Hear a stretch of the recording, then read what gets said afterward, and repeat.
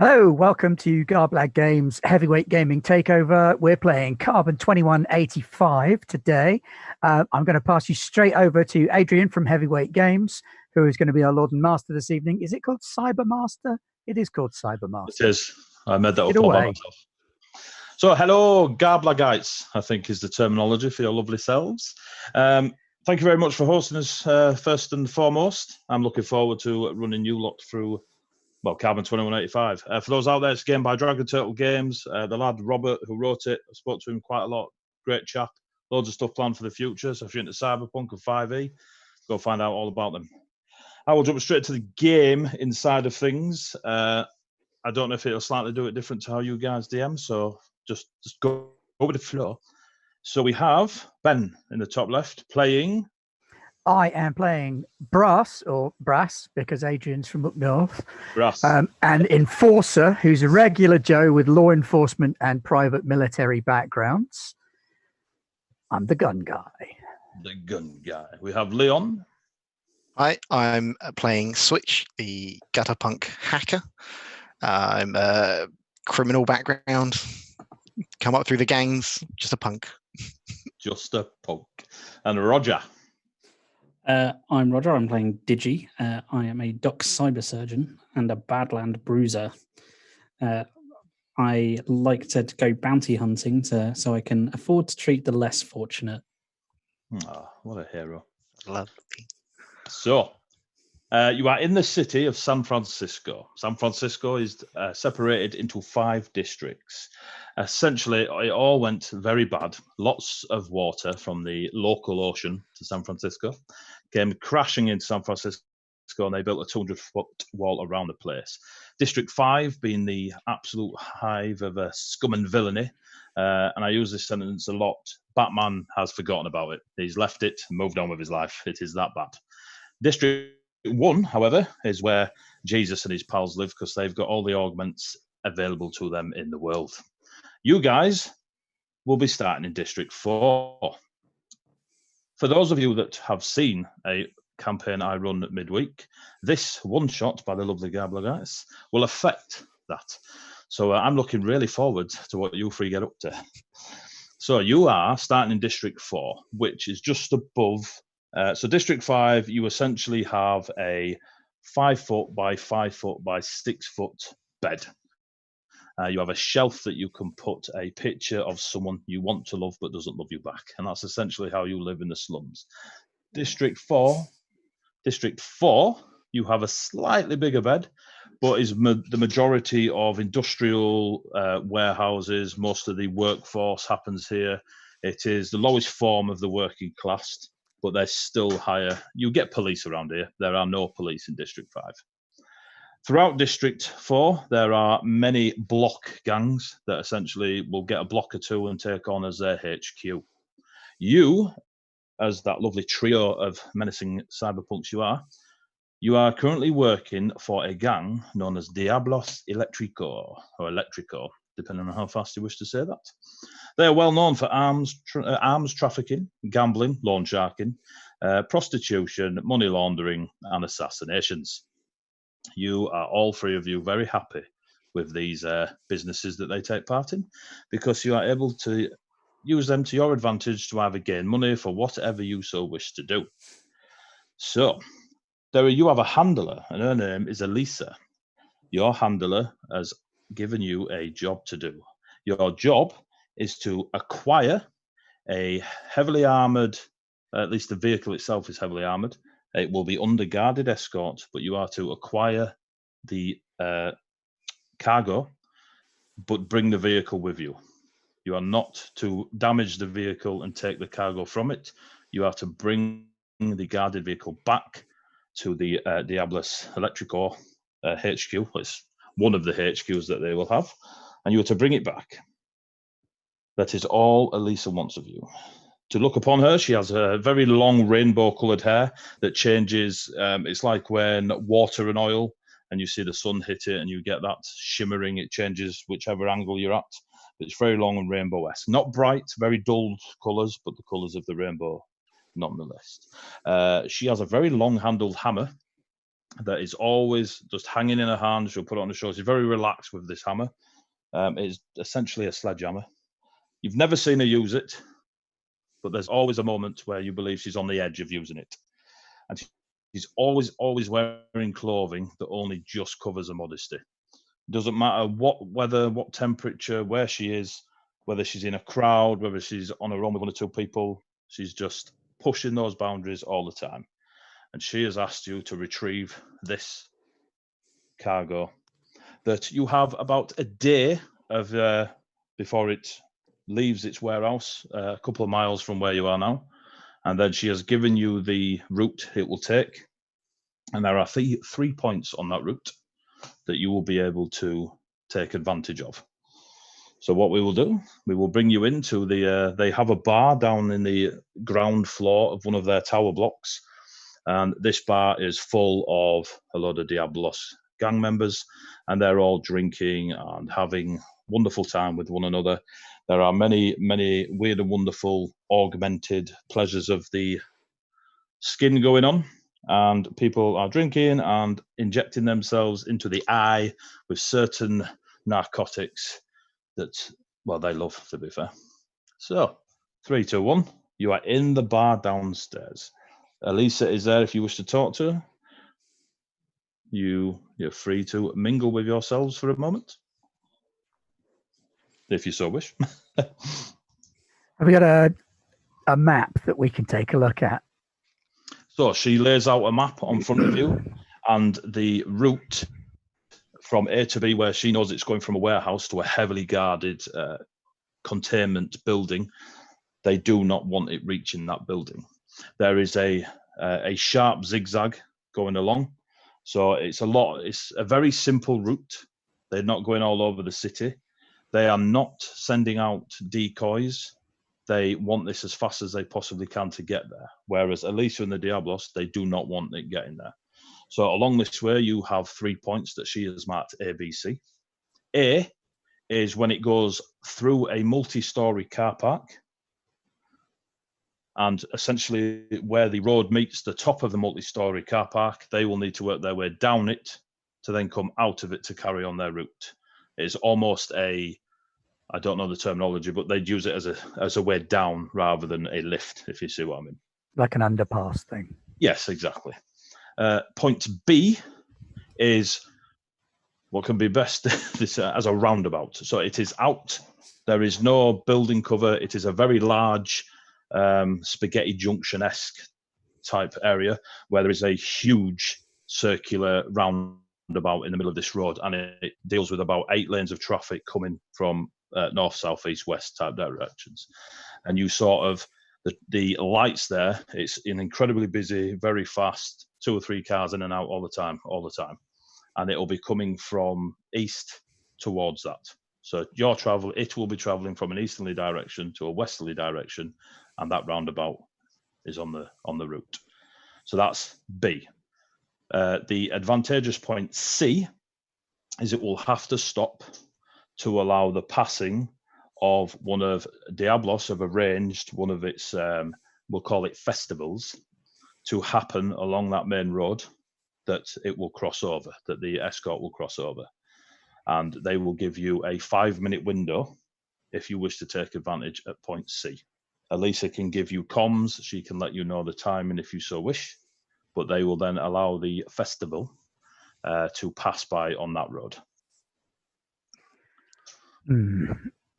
Looking at my background, I'm thinking from a security perspective, the roundabout's a terrible idea. We're as likely to get stuck there. Yeah. Yeah, and it sounds too exposed. too busy. Do we know if the vehicle we're after is being escorted? And if so, do we know by what? You do know it's being escorted. I've lost that bit of paper. It has been escorted. There is 2 vehicles front and back, so 4 vehicles total. The front 2 vehicles are likely to be very light and quick, and they are possibly 2 to 6 person carriers. Elisa doesn't quite have all details on that. She's just aware that they are guarded. They know it's that fast retrieval type attacking things. 2 at the back, they're the heavier duty vehicles. They could have anywhere between 2, a driver and a passenger, up to 8 people in the vehicles. Kind of And like they will troop be in. troops, or Yes, kind of like APCs. oh wow, okay. So so they are likely to be at the back. Again, she doesn't have exact numbers. She just knows the chunkier of the 2 vehicles are at the back, and the 2 lighter vehicles will be at the front. Numbers of guards unknown. She's hoping that you 3 are the elite of the elite. The festival we got going on, we got any floats going in that, or is it just people?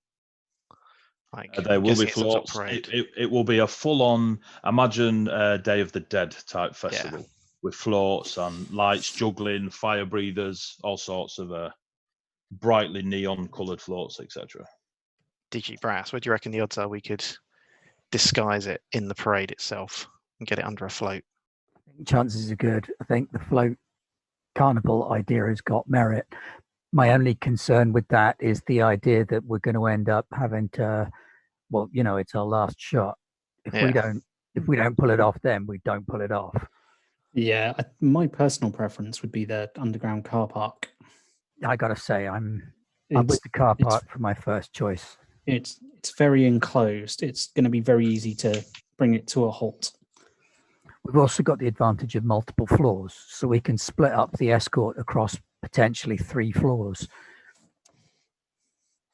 Do we have any like heavy ordnance? On you, grenades, rockets, anything like that. On you, no, but at least I can get you some if you wish. What about mines? Or proximity explosives? Give me a persuasion check. God, here we go. This shit costs money, lad. You know what I mean? It would help if I got the right dice out to start with. I'm too used to playing Warfare. It's a D100. Oh, God. If I were a multi-story car park, I rolled a 13. Where the hell's persuasion? Persuasion. about halfway down, next to technology. Okay, I got a 14. 14, cool. So, sorry to be off camera a second, people. I am apparently getting notes. There we go. There we go. Yes, so with your 14, she has a think about it, and I can give you a mine. A lot of these cost money, and we can't just be throwing stuff at it. That's why we're hiring you guys. What about anything to deal with the APCs? Could it be better to take them out with the people inside rather than having to I have deal a thought with on how we can multitask and use the mine to deal with the APCs and the armored transport, and we put the mine on a floor so that when the APC drives onto it, the mine is underneath that floor, takes the floor out, our armored vehicle drops through, the APCs can't go any further because there's a big hole in the floor. Wouldn't that damage the armored vehicle? Yeah. I mean, what's the suspension like on the thing if it's a heavy vehicle? Well, it's going to be protected against mines underneath it. Yeah, but I can't imagine it's going to be off, particularly good at dealing with 30-foot drops. It doesn't have to be 30. I'm thinking 1 floor, 10-foot drop. Even so, I'd imagine a vehicle of that size, the suspension would be somewhat. No, it's a fair point. But I'm no expert on vehicles. I don't know if someone is. Perhaps they would know the answer to that. Any plan with explosions is going to be a good one. I like it. Oh, I'm not doubting the explosion plan. I mean, I think that sounds like a laugh. If we did knock the hole down and we managed to drop it a floor, let's say it survived. What about the front 2? Because they'd have already gone over your hole. The front 2 are already over the hole. That much is true. Isn't the other problem is we want to go down afterwards? Well, we could already be on the floor below. And if we're what I mean in the armored car, the front 2 are going to be light, fast moving. Yeah. I'm not so worried about them. Surely we could just kind of. I'm assuming they're going to be some kind of very light vehicle, maybe a motorbike or a I'm light. thinking if we're park something inside. up on the ramps and just block them. I was more thinking we could just deal with the people in those. If we, if anyone's got automatic weaponry, that would probably do the trick. Also, just run them off the road using the armored car. That assumes we already have it. What if we could get some kind of HGV and kind of plow it in between the armored car that we're after and the APCs? That would give us time to detonate the mine below. Yeah. Removing the 2 APCs, and then we can kind of deal with the others. Yeah. And block the road so they can't just go until we move the obstacle. Alyssa, we like the car park. You got any schematics for the car park? Which one is it? What's it look like? I can get you a basic one. Just give me a moment. She goes to her arm and you can see the computer like wrist wrap.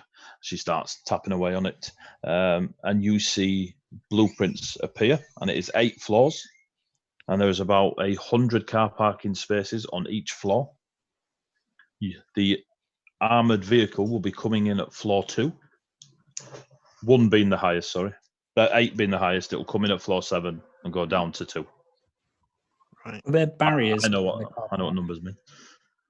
I mean, can they seal off floors if they need to? Sorry, you say it's going down to 2? Yes, it will come in at 7 and go out at 2. Cool. So does the car park have security within it? So if they want to, they can close off floors? There will be minor security, so cameras and such. We don't own the car park, so I couldn't give you more details. But not barriers or anything? But barriers that shut everything off. It's an old design. It may be a manual trigger rather than automatic.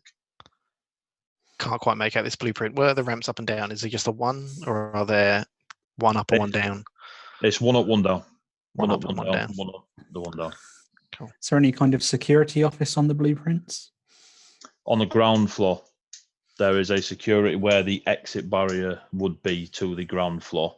But there are exits on floor 1, 2, and 3, and there are entrances on 8, 7, 6, and obviously exit entrances on both. I'm just thinking, if we could get in there, could anyone perhaps hack the security and see if there are barriers that we could use for our advantage? Easily, yeah. I'm excellent at that. Well, we can go there now and look. That's what I mean. Let's just do it. Go there now and check out the site, and then if we don't like it, we can always plan another venue. That's what I mean. Perhaps a bit of a recce. Yeah, you do have a day. So you plan to recce the multi-story? Yeah. But like discreetly, like. Not obvious. Go at a quiet time. So we'll call it morning-ish now, and they're all still like full drinking, stimming up, doing their thing. You wanted to go evening time to do the? What sort of area of town is the car park in? Are we talking residential, commercial? Shopping, commercial. So it is going to be busy. It'll be populated, yeah.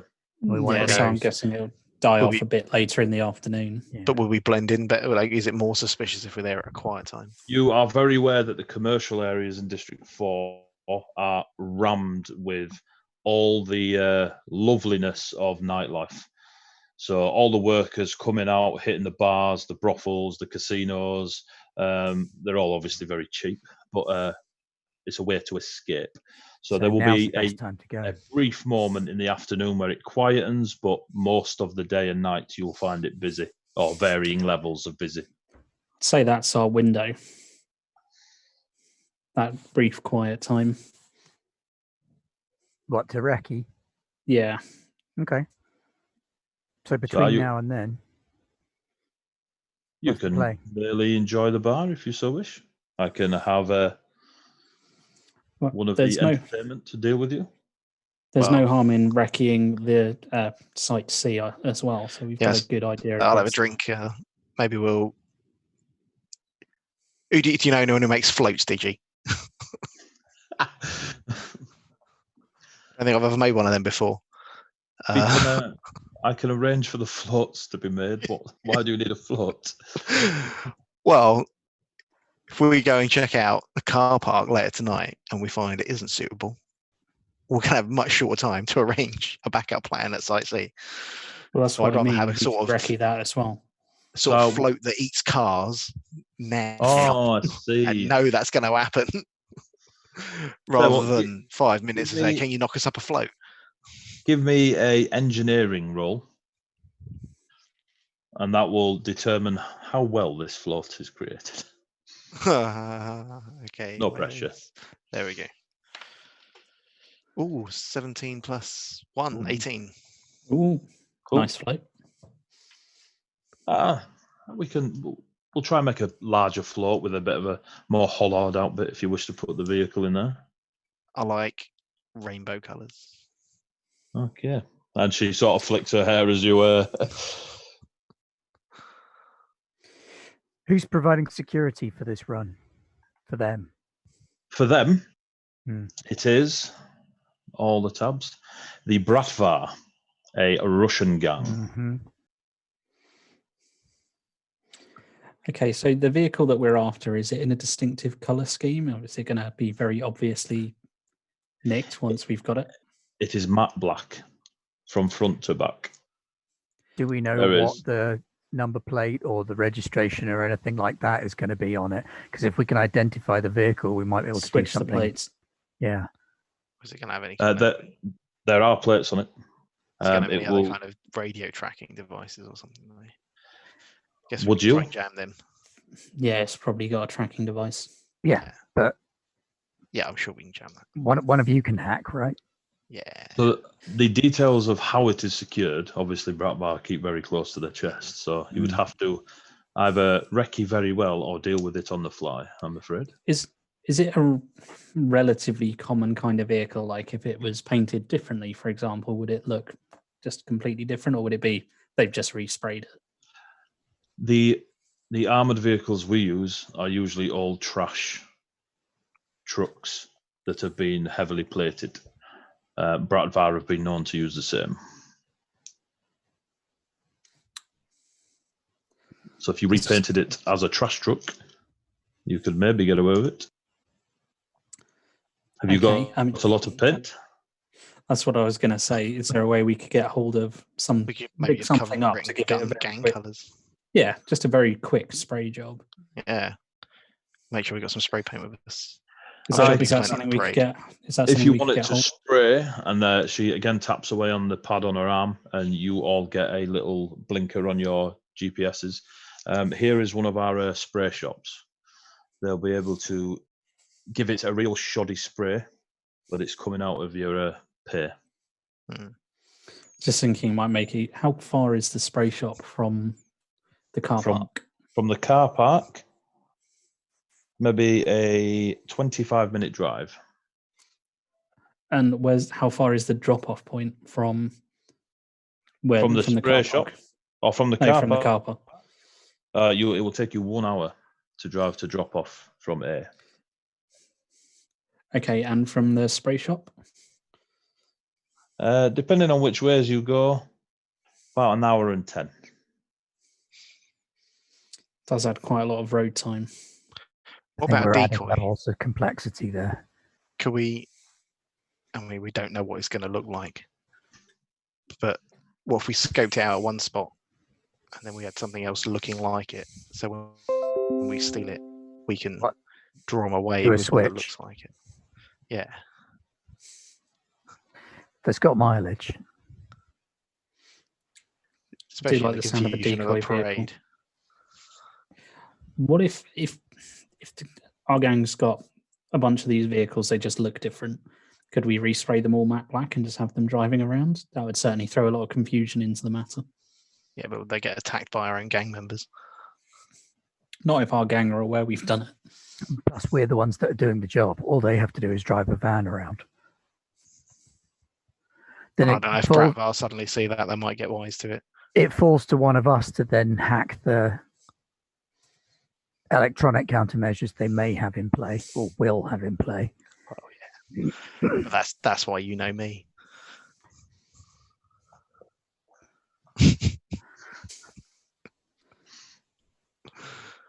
And we know where it's coming from, right? You do. If it's going through a car park, I'm assuming it's a very limited space in which it can go down. I think we might need to go and take a look at some separate things rather than trying to do everything now. I'm tempted to go and look at the Bratva myself, scope out where it's coming from, follow the route, check the car park now as like a walkthrough. I can camera up and take a video, and we can do it virtually if you like.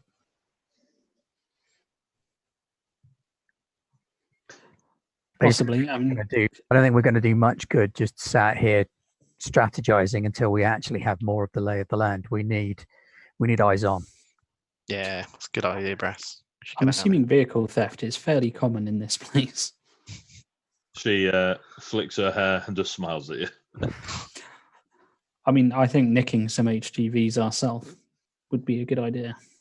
They make good blockers or rams. Yeah. But do you want to do that then? Do you want to see if you can pick up an HGV to use as a ram? I'll scope out the early part of the route. We've got a to-do list. If it's got a security device, I'd be not much use of that. Oh, then I can go with you and try and get past any security device on it. Or perhaps if you want me to go with you to get you past any security. I wasn't going to go anywhere near any security. All right. Any security I go anywhere near is going to be the meat variety. All right. Is there somewhere the gang could let us park these trucks that we're planning on commandeering? Yeah, we'll need to hide them in case people go looking for them. If you're going to be using them, we can put them in behind the bar, not literally, but there is an area behind the bar on the ground floor. If you bring them back here and go round to the back, this horrible dusk till dawn vibe off of that. Nobody goes behind the bar.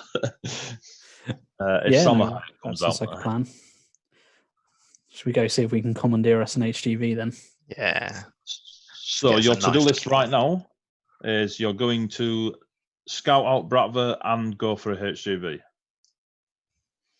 Yep. That looks like step one. Who would like to go first? You guys go first. There's more of you. Cool. So we've got Switch and Digi? Yeah. Cool. So you two, you head out. You are just going looking for just in general HGVs, yeah? Digi, we should get like a truck with one of them snouts on it. You know, it's got like the snout, and then we can paint like teeth up it. Like a big old smile. What do you reckon? Like a proper articulated lorry. Yeah. So you're gonna go with beast. Yeah, cool. Yeah. Big old ram, yeah. So while you're all out and about, give me investigation checks. One of you can roll it at advantage as you're working together. Roger, you can roll. Not sure that's the best idea. My investigation's +1. We'll have none of that stat crunching on it. Oh, no stats. Okay. I'm helping Digi because I'm just looking for colours. Yes. All right, then. Just so you know where you chose poorly. I'm on +0. I believe in you. Oh, I rolled a 19. Cool. So as the pair of you go out and you're out into the wide world of District 4 now, you can see it is chocker. So even the quiet moments, there's just a few less thousand people pottering around you. There is 12 million people in the city of San Francisco, and most of them are rammed in front of you right now. So you make your way through. You notice that the huge warehouses, there's almost a smaller district within District 4 of all these warehouses. And you can see chains and chains of lorries, 7.5 tonners, 18 tonners, the big 45 footers. There's an eclectic mix of heavy freight. Heavy weight freight. I've got a business idea. There is heavy freight lorries and trucks going around the place. A lot of them have the big logos on the side. Master Wong's is a very, very popular one you see. Master Wong is the franchise of all the noodle bars that you pass all the time. You can see a few of them with the with your gang symbol, gang logo on them. Yep. So you see a lot of the Bratvar lorries. You see a lot of the Diablos Electrico. You see some of the Snakehead Tong. You see some of the Yakuza. They've never gone away. What you do notice is there is a very, very small presence of a gang called the Sons of Chaos. And you are aware that they are a heavily old school biker gang that spends a lot of its time in District 5, but reaches right through to District 3. You have brushed into them a couple of times, being part of the Diablos lot. You don't get on well with the Sons of Chaos. Not, you're not all recognised on the street straight away because you're hired mercs and they're gang members. But when you've come into trouble in the past or had to do jobs for Diablos, a few of the Sons of Chaos have met their untimely end at the end of your sword, bullet, etc. And they're doing a fair amount of just general guarding of a lot of the HGVs flying around with that. Not every single one of them, but obviously the more guards around something, more important it is. But there are plenty of HGVs that are not under guard. They just have a driver. Yeah, I And think that's probably a more sensible target. Oh, sensible or fun though, DG? Sensible. As much as I like the idea of shooting up some of those scumbags on bikes, I think it's probably a bit of an unnecessary attention right now. I'll have more fun tomorrow, I guess. Oh yeah, wait till the mine goes off. So, Jesus. So you have a good one. 7.5, you have an 18, and you have a big 45-foot long lorry. There's plenty of it, all three. What's the biggest flavour? one? You want to go for a big Arctic lorry, yeah? Oh yeah. Go big or go home. Yeah, this thing's got to have the enough ramming power that it could cause even an APC problems.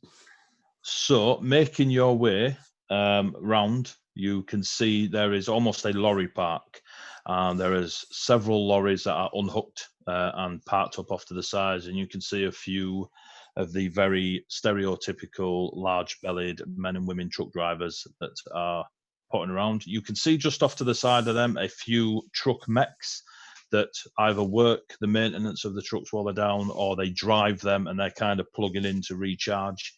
And you can see some of the lorries already hooked up to a 45-foot long trailer on the back. Give me, both of you, give me an intelligence check. Just flat intelligence. Flat intelligence, obviously, modifier, etc.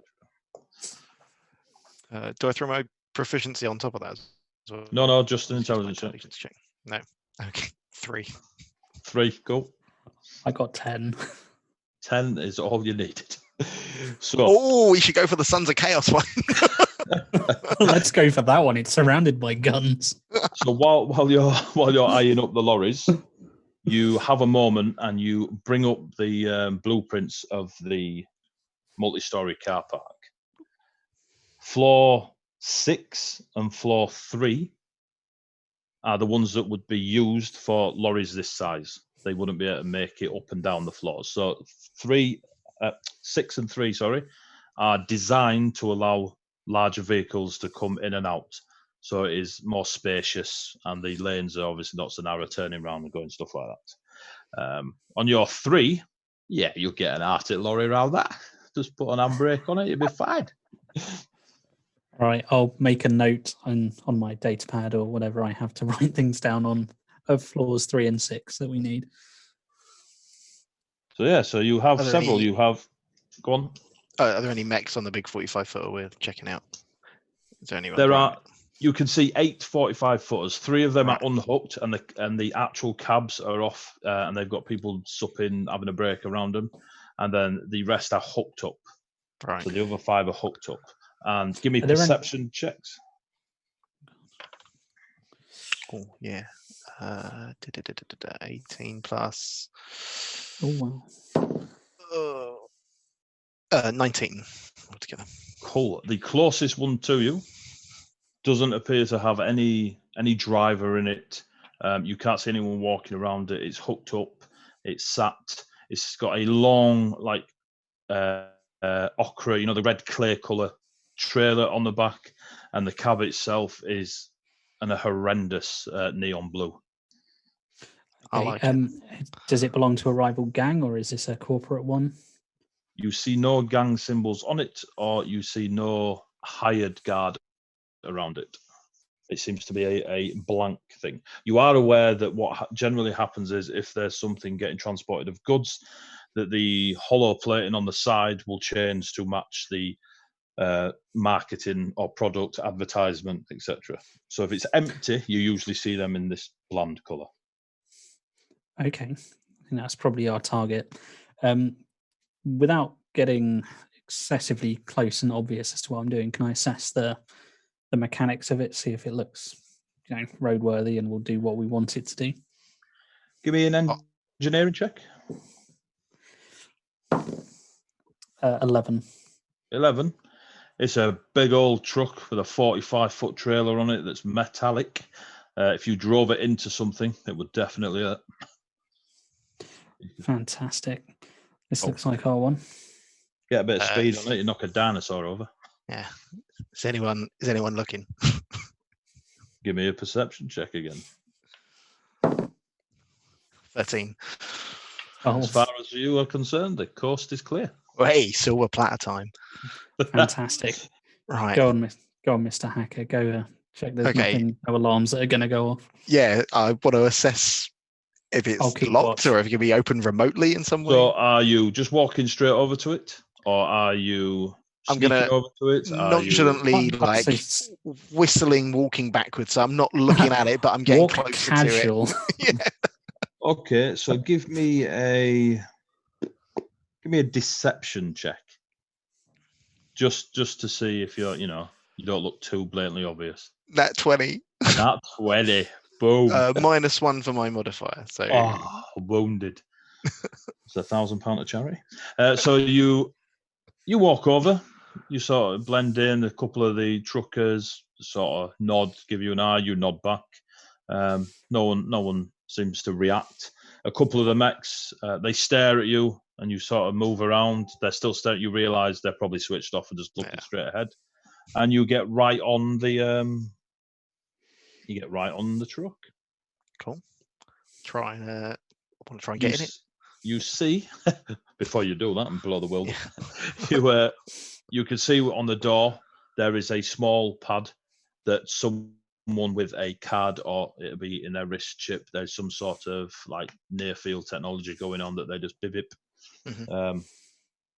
You've worked with this sort of stuff before. You've practiced on it when you were an up and coming hacker. It does appear locked. As soon as you go anywhere near it, you can see the 3 red dots to say it's locked. Cool. I would so like you to would have to hack your way in. Try to open it.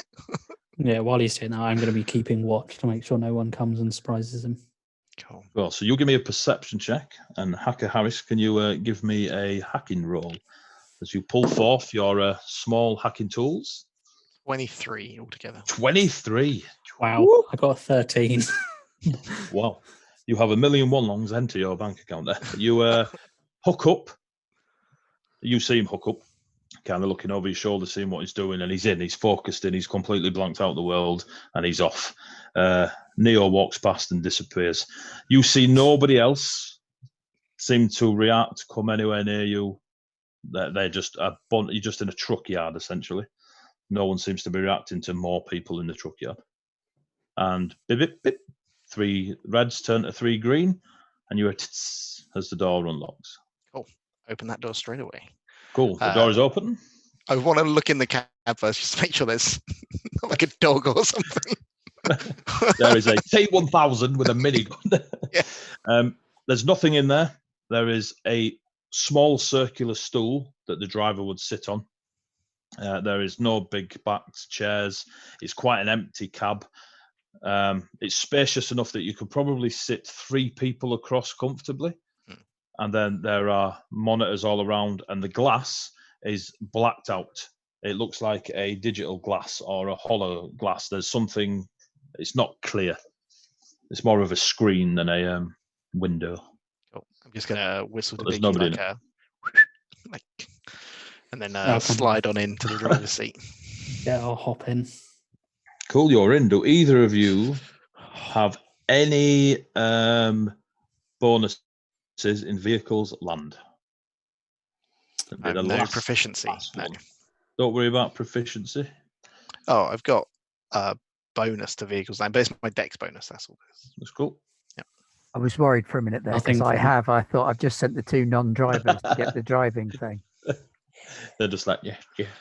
So there is no wheel in front of you.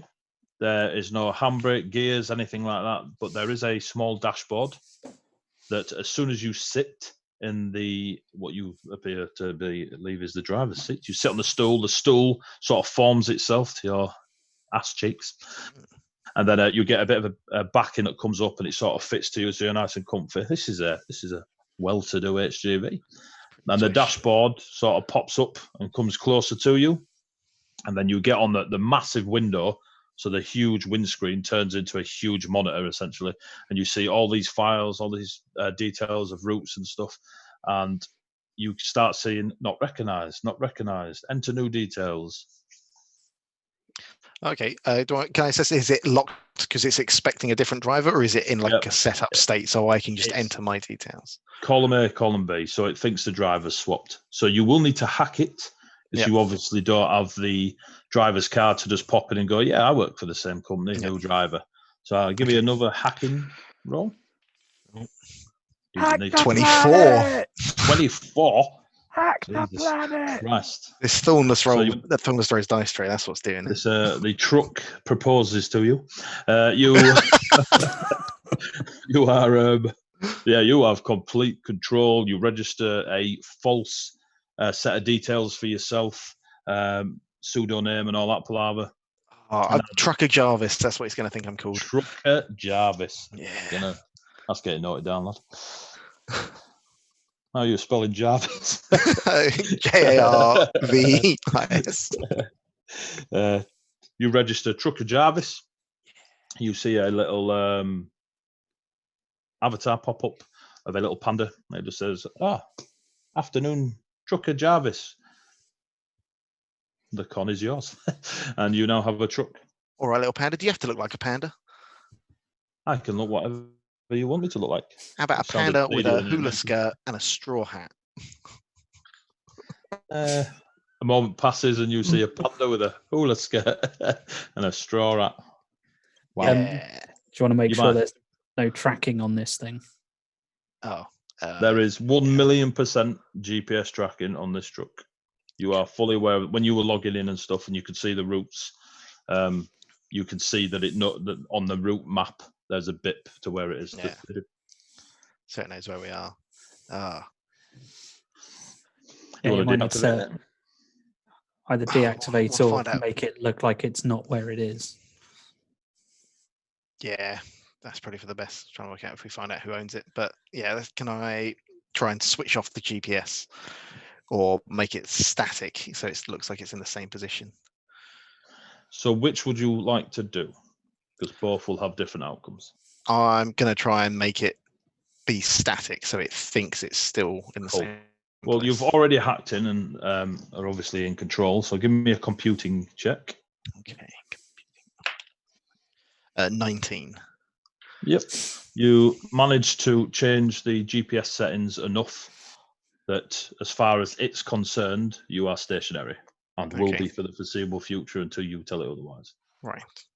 Cool. That can't go wrong. Let's roll Breaker 10-4. What's your trucker name, Digi? Theft.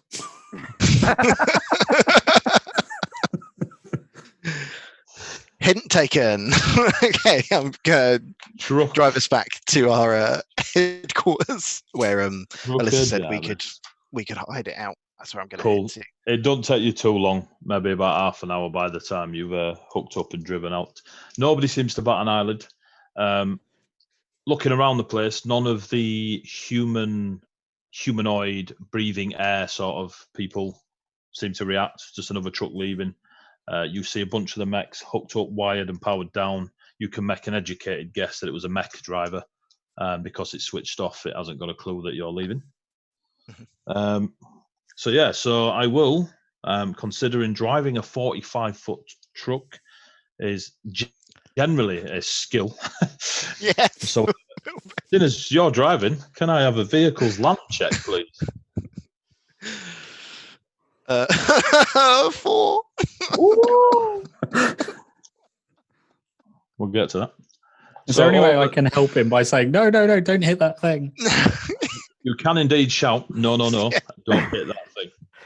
See, However, if you'd started Stop singing ramming people. if you'd sung the convoy song, that would have got you a circumstance modifier. Yeah. I've driven lorries and someone shouted, no. It's wonderfully awe-inspiring. So, we'll come back to that. You're making your way back to the block to park up, yep? Yeah. Right, over to yourself, Brass. You are off to check out the Bratva, yeah? Yeah, I just had the best worst idea. Oh my, cool. So, give me that best worst idea. Well, let's go and check out the Bratva first. Cool. So, you follow the details on your HUD. You go back to that. You make your way towards the multi-story car park, but then head towards the origin starting point of where this escort's going to be coming out of. And it takes you through a bit of I said neighborhood, there's obviously a lot of ground to cover. You pass out of the Diablos territory into a semi-neutral part where no one seems to have claimed it. But there are parts where the buildings are, just the behavior of people. You see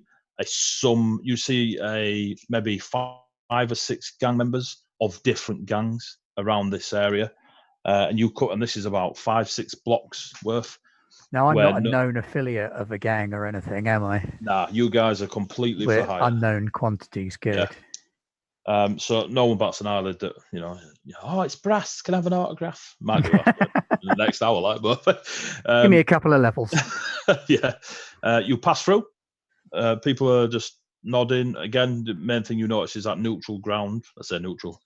There is quite a lot of gang activity, but it's nothing specific. Everyone's eyeballing everyone.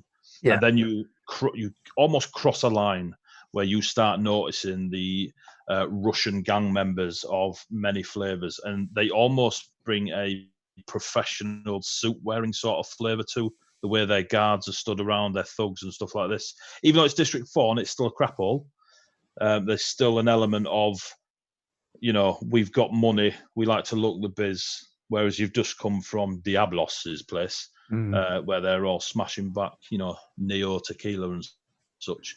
You come into this place, it's almost a flip of a coin. They deal in very much the same sort of things Diablos do. They just present themselves in a more, again, suit-wearing-esque sort of. Maybe we are on the wrong side. Anyway. So you see a variety of them. You get close to the origin point block. There's several Bratva blocks in here, in this area. And you get close to the point. You're about maybe 500 feet away from that, from the starting point. What is it you're trying to do? What you're planning on doing? Are you like ninjaing up a building and looking on the rooftop? Are you standing outside and just going to literally walk down the street, see what's what?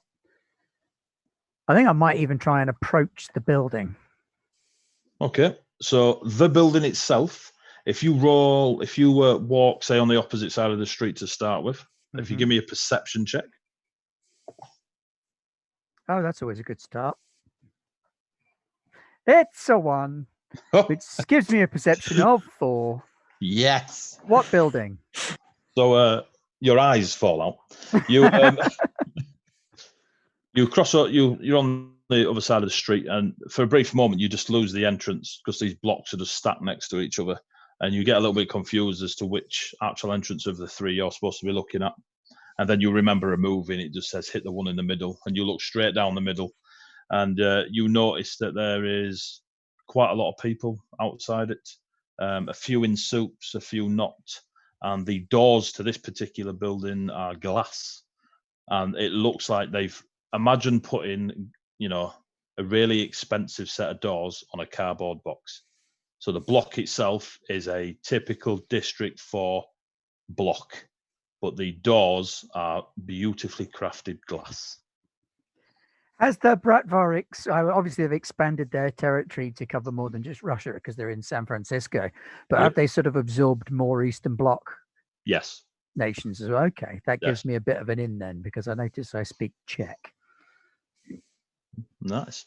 So I'm going to sort of stroll up to the building. Cool.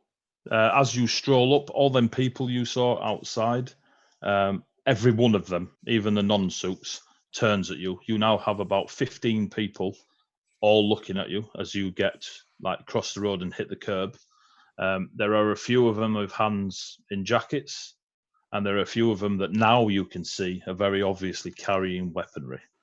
And this weaponry is, some of it you would, like the pistols and such, unlock pistols and that, the 21st century pistols. Some of the weaponry they have on their sides, like the heavier set pistol, 2 or 3 of them have got assault rifles. That's kind of illegal to be carrying around the streets. You look around, you see a patrol of police officers about 200 feet up the road.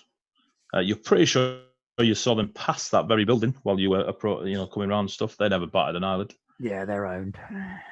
I'll approach with my hands open and put my pistol on display so that it's not like a hidden weapon or anything. A large, bald, ginger-bearded, glass-wearing gentleman steps forward, and no weapons on him.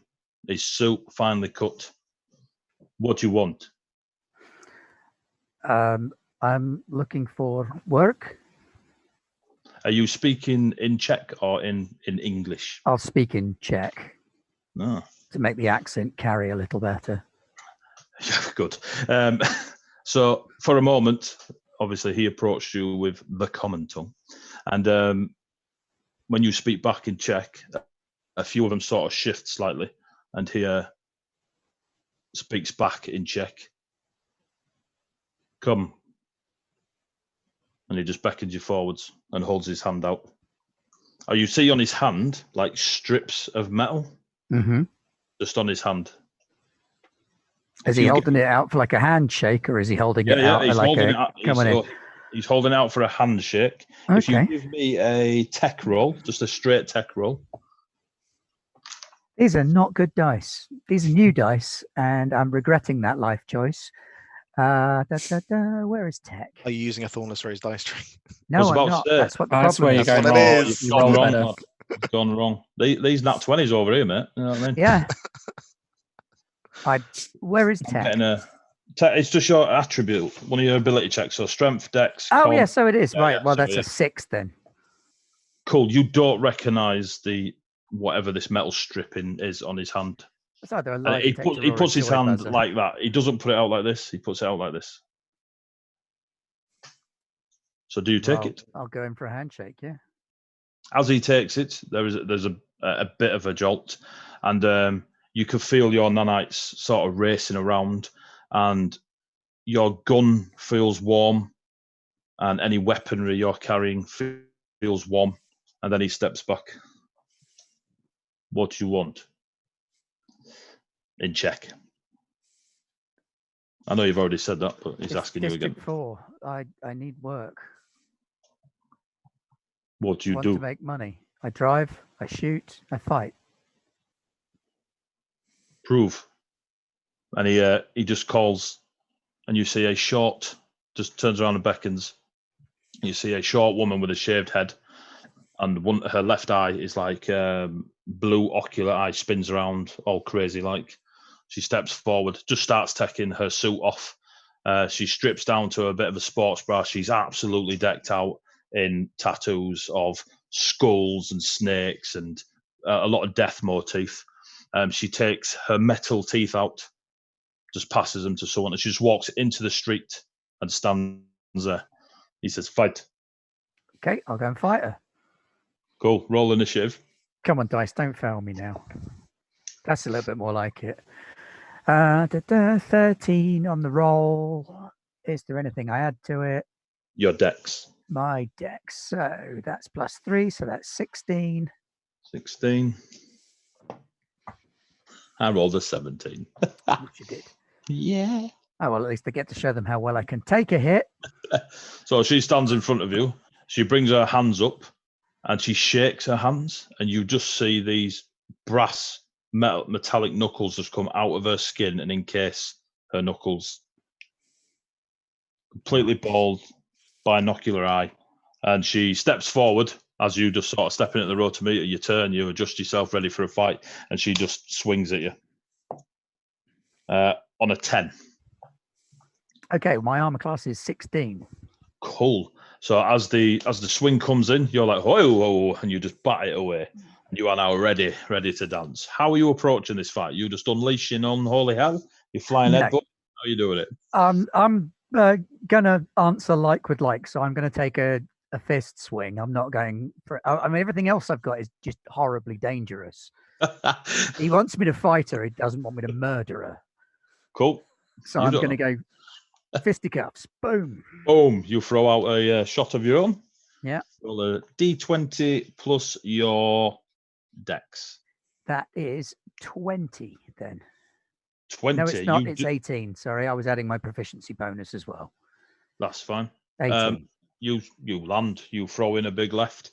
You crack it on her jaw. Roll your. It is strength. It's a D4 plus your strength, I think. That is 4 points of damage then. 4 points. You crack her, and as you hit her, where you saw her take her teeth out, her mouth remains shut, and she just sort of, but there's no like moving of her jaw or anything, and it's like hitting the side of a wall.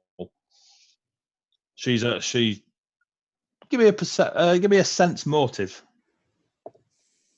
Oh, crikey. I might actually do that. Sense motive 18. Cool. As she grunts through that hit, you see her human eye sort of have a glint in it, almost like she's smiling. Don't know why. She rolls a 6, and again swings at you with a massive haymaker. But now you're into the zone. You've thrown out your hit, and you've stepped out of the way, and you It's just Neo o'clock. Come on. Yeah, roll again. Right. Let's have a look. That's plus dex is 18. Boom. You land. You follow up with another. And that's 4 more points of damage. Cool. So in the space of 12 seconds, she swung 2 big hits at you. You've slipped both and just smacked her twice. Yeah. He steps forward, stop, in check. As she's mid-swing, almost robotic-like, she just straight back up, walks back onto the thing, takes her teeth off the person she gave them to, puts them back in, suits back up, and takes her position again. That's good. So Thank you. You want a job now? Yeah. Come. And he walks up to the glass doors, and the guards sort of part, just to give you a little pathway up to the glass doors. You follow? Yeah. Don't matter what RPG you're playing, kids. Always split the party. I'm sorry. We shouldn't have split the party on a one shot. We're all over it. Wigmaster 5000, go! So you follow into the glass, through the glass door, Jesus. You walk through the glass door, it opens on approach. As you step over the threshold, you feel a scanning effect upon you. You felt it before in your heyday, and it's just checking you again for the weaponry and such that you've got on you. It's also scanning for augments. If you've got any of them, they will ping up on the screens that are off to the side of you, a bit like an airport. Excuse me. I'm fairly subtle in terms of augments and stuff. It looks like I've got a hidden blade, and that looks like it might be it. Yep. And a nano pack. I don't know if that's like built in or if that's like a medical thing. The nano pack is a healing potion, essentially. Okay. Right, so, yeah, it's just a hidden blade on me then. This is mostly meat. As you step over, the scan goes off. You can feel it rather than see it. There's that warm, like goose pimple effect. You step across. He's waved over by one of the people behind that are monitoring the screens. This foyer is smooth, like it's like you've stepped into a very different place to the outside. The foyer is marbled. There are several desks in like a horseshoe around it, and there is a. Give me a perception check. As you can see, the rest behind the desks, you can see plants built and stuff like this. 11. It's like they put quite 11. Cool. You don't notice much else other than that. It's a very nice foyer, very like hotel-esque. What the rest of the place looks like, you've no idea. But from So the this outside, is like District 2 or 3 in a District 4. This is definitely District 3, Hmm. easily. But you are aware that they do have a fair amount of cash and do very well at keeping hold of it. The baldy chap comes back over today. You have hidden blade. Yeah. I'll show Good. him. He's more than happy with your truth telling. He takes you through. You go past the horseshoe of desks. As you pass through them, it's like stepping through a very cold breeze, like you've opened the door on a fresh morning and you get hit by that breeze, like you've stepped through something, but you've no idea what. Past that, it now looks like District 4. So once you step past that and through that fresh breeze, it's 50-50 switch completely from beautiful foyer. You step in and now you can see the rundown, broken bits of this block. Some of the walls are cracked. Some of the other walls by the side where there's a set of staircase going up. It's all hanging down and rough and ready. You are very aware that whatever you've just walked through is probably hiding the realistic nature of this building. But you were So it's a projection. Yes, but you were unable to notice it until you passed through. A thin veneer of respectability stretched over a scummy dump. Yeah. That's fine. And we talk. And he just walks in, opens this door that is, you're waiting for it to fall off, but he somehow manages to open it. You go in, there is a desk, a long table, probably sit about 10 people around it, a coffee machine that looks a bit dubious. He just pulls you out a chair that is somehow staying erect on 3 legs, and he goes and gives himself a coffee and gets you a coffee. It spits it out rather than pours it out, like an engine spluttering, and it's thick. You're pretty sure if he gave you a knife and fork, you'd deal with it better. And he's just sat there, and he passes you this coffee. You can smell it on the way to you. It's it's wonderful Russian stuff.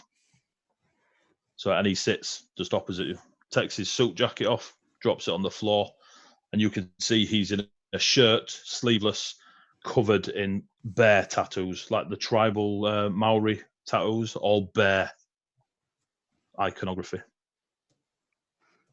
Well, I'll take a sip of my coffee and see what he has to say. So you say you're a good driver, yes? I'm okay. I'm getting I'm pretty sued good. by Russia, by the way.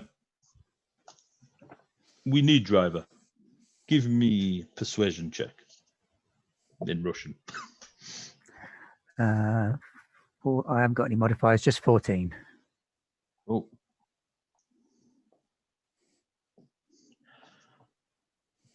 When you're ready to drive. I can be good anytime. We need driver tonight, tomorrow, 1 week. Okay. His Czech is not as smooth as yours. Like it's a second, third language to him, maybe. We have cargo to shift. Our drivers are trusted and must take precautions. If they lie or deceive, we kill them. Happy? Mm-hmm. Cool. You stay here now. And you drive. Job tonight or job tomorrow? Your choice. What day am I on? What day you on? You're on the first day, so the And job. the job is what I want tomorrow. to be on is the tomorrow job. Yeah. Tomorrow, okay. I haven't slept much. Tomorrow is good. Spend night here. Drink. Take woman or man or mech. Your choice. Your name. Laszlo. Laszlo. Is that your name? Nope. Give me a deception check. Deception 12. Cool.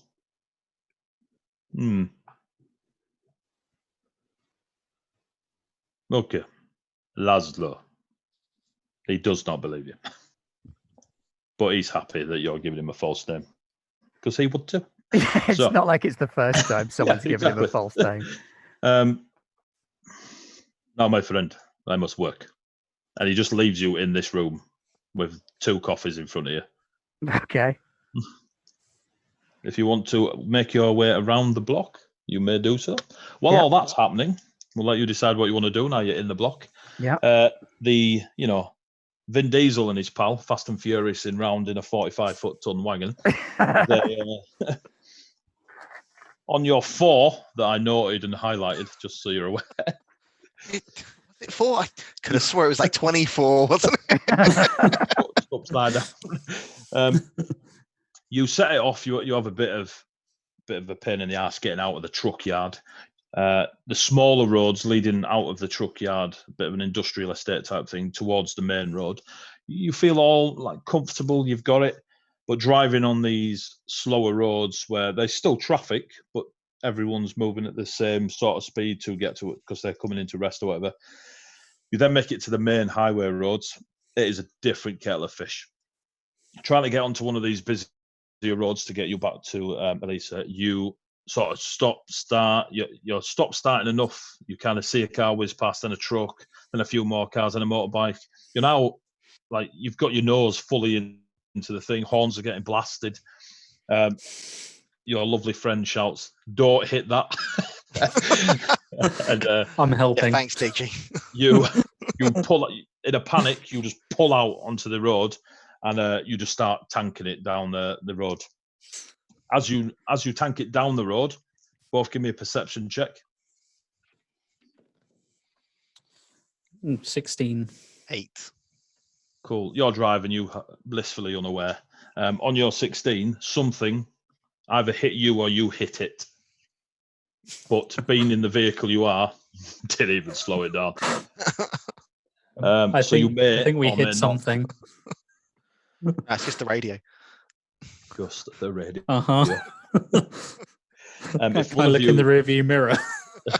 You tap rear view on a little touchpad on the big multi-screen thing you've got in front of you, and it shows you the camera out the back, and you see a 4, 5, 6, 10 car pile up.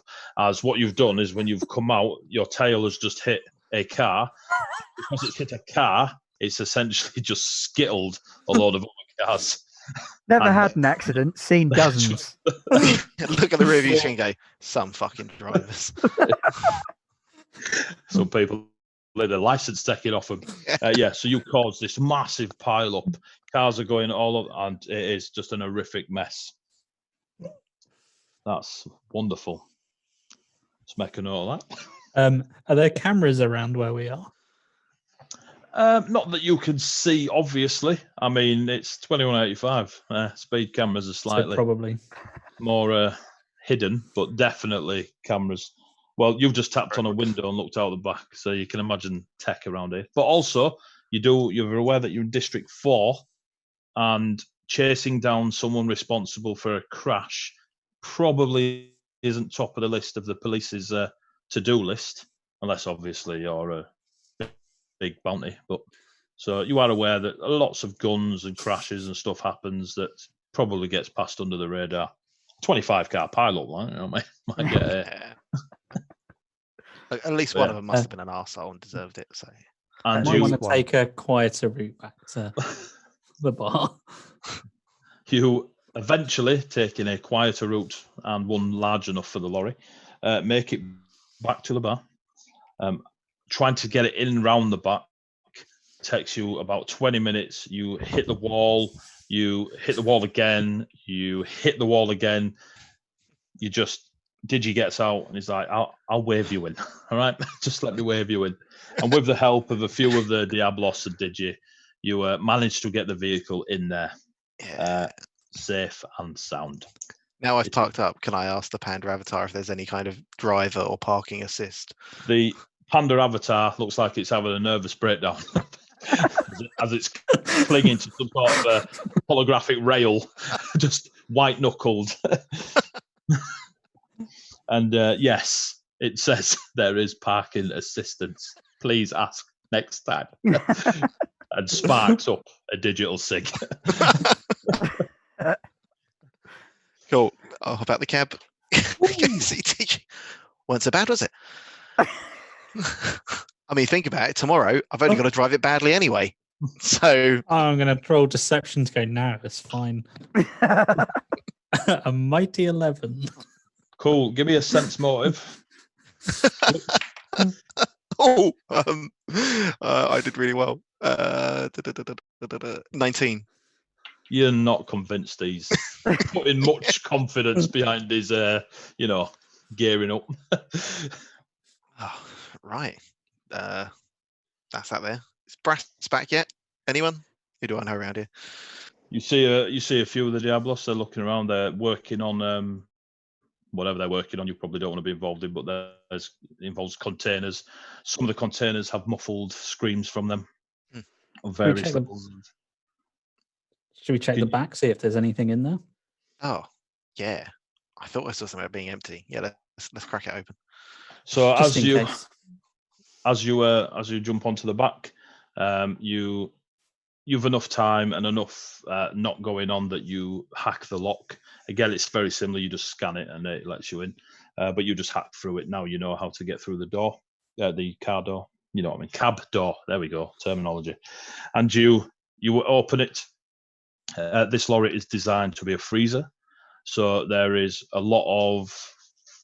big switch panel on the left hand side when you step in, and you can immediately see there's like a blue shimmering going up and down that keeps the entire 45 foot of this trailer in a very cool state. The current temperature is 0, it's just freezing, but there's nothing in there.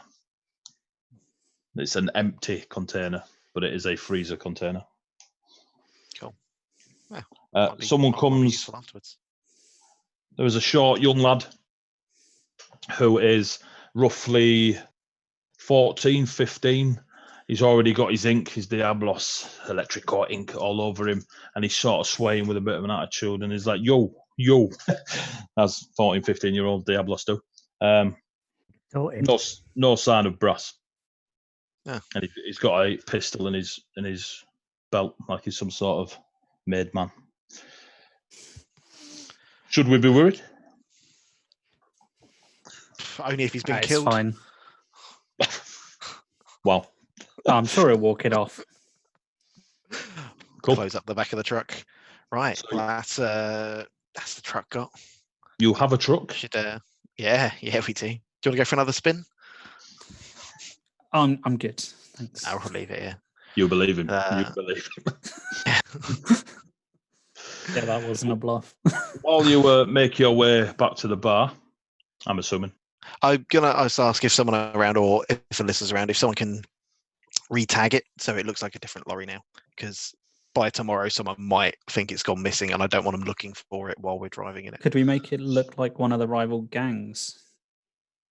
If you speak to your panda friend, yeah, and go through all the things, you can change the horrific neon blue of the cab. We can change from that way. You got a name, Panda Avatar? It don't want to tell you. Right. Right, I'm going to call you Raspberry. All right. Sad Panda. Raspberry's fine. Yeah. Cool. We'll sort out the colours later. Well, but I tell you what, get a look at some of the other trucks around here. Get inspired. So you see think fluorescent pink though. So you're leaving it to the pink. Panda to design the cab. No, make it look like one of the rival gangs. It's just going to write "Keep Clear" on the side in great big writing. Wide Lord. Just I will okay your design, but I'm giving you some creativity in this. If it looks like one of the rival gangs, flex your creative muscles for us. So you want do you want a rival gang or Diablos gang? Oh. Rival. my Yeah. suggestion. Well, if So- we pick one of the gangs that lives in the opposite direction to where we're coming from, the search would So- start looking the other direction. That might throw 'em off. As you're looking in and you're fully aware of the capability of Raspberry, it could probably copy something it can see, Mm. i.e. Bumblebee style. If you've got like Yeah. the Diablos trucks in front of it, it could take that paint job and put it on itself. But there is no data for it to go to look like Bratva or Sons of Chaos. It just doesn't have anything around it. Does it record its footage that it sees? It does not. There is no Tell you what, dashboard CG. cam on this. As How far as the about we truck's decide to paint concerned, it later? it's stationary in a yard. I'm just thinking if we use it at the car park site to ram, we'll probably want it not looking like us. But if we decide to drive it in the parade and then spin out the parade at the last minute, we want it in Diablos colours. Well, we can. I'm assuming we can change it pretty much at whim. Yeah. We can get the Panda to do that. You take in the truck. All right, I see. Yeah, okay. Let's carry on. Raspberry's just sat there, pulls up a If we digital take it to the car park. chair. Yeah, That's it, we'll yeah. see. Yeah. Okay. So we'll come back to the design. Yeah. Don't do anything I wouldn't do, Raspberry. Catch you later. Well, yeah, but bye. You back over to Bratvar, If I'm on my own, I'm Thomas. going to give Digi a quick call. Cool. Did you get a call? Burp, burp. I'll Oh, answer. 800, big and bouncy. How did you know my phone number? We don't talk about that Yeah. on air, did you, right? Right, yeah, I'll answer it. It's me. Oh, fine. How did the recce get on? Got a job. You got a job. Yeah. What's the job? I'm driving for the Bratva tomorrow evening. Interesting call. So do you reckon it's our job? Should be. Hoping it is. Have they given you any hints as to what it is? They had 2 driving jobs today and tomorrow. So I took the one for tomorrow. If there's only 2 jobs and it's the one that's on the day we're expecting it to be, it's pretty much got to be that one. Did they give you a time? That would give us an indication. No, but they did say only 2 jobs. That these guys are fairly tough and they want me to stay on site. I see. Okay. So we won't expect you for the recce of the car park then. I've already been through it myself, so I know what we're looking at. All right. Just don't be in one of the vehicles we're ramming. Well, it gives me the option to be a vehicle that's ramming, doesn't it? Yeah, just hope you don't have a guy sat next to you with a gun. They might object. There'll be a guy sat next to him with a gun as well. It's true. A bit harder to ram someone while using your gun on someone else. Well, if I have to, I can shoot one guy and then use the vehicle on another guy, but as it comes to it. All right. We've nicked a 45-foot lorry or truck. Nice. Just don't get that guy to drive anymore. He caused a pile up. What, Switch? Yeah. Next time you come along when we're taking a 45-footer. I thought Switch was supposed to be like the vehicle and technology expert. Oh, he was great with the hacking, although I don't think the computer on board the truck likes him very much. Perhaps it's got something to do with the pile up. Okay.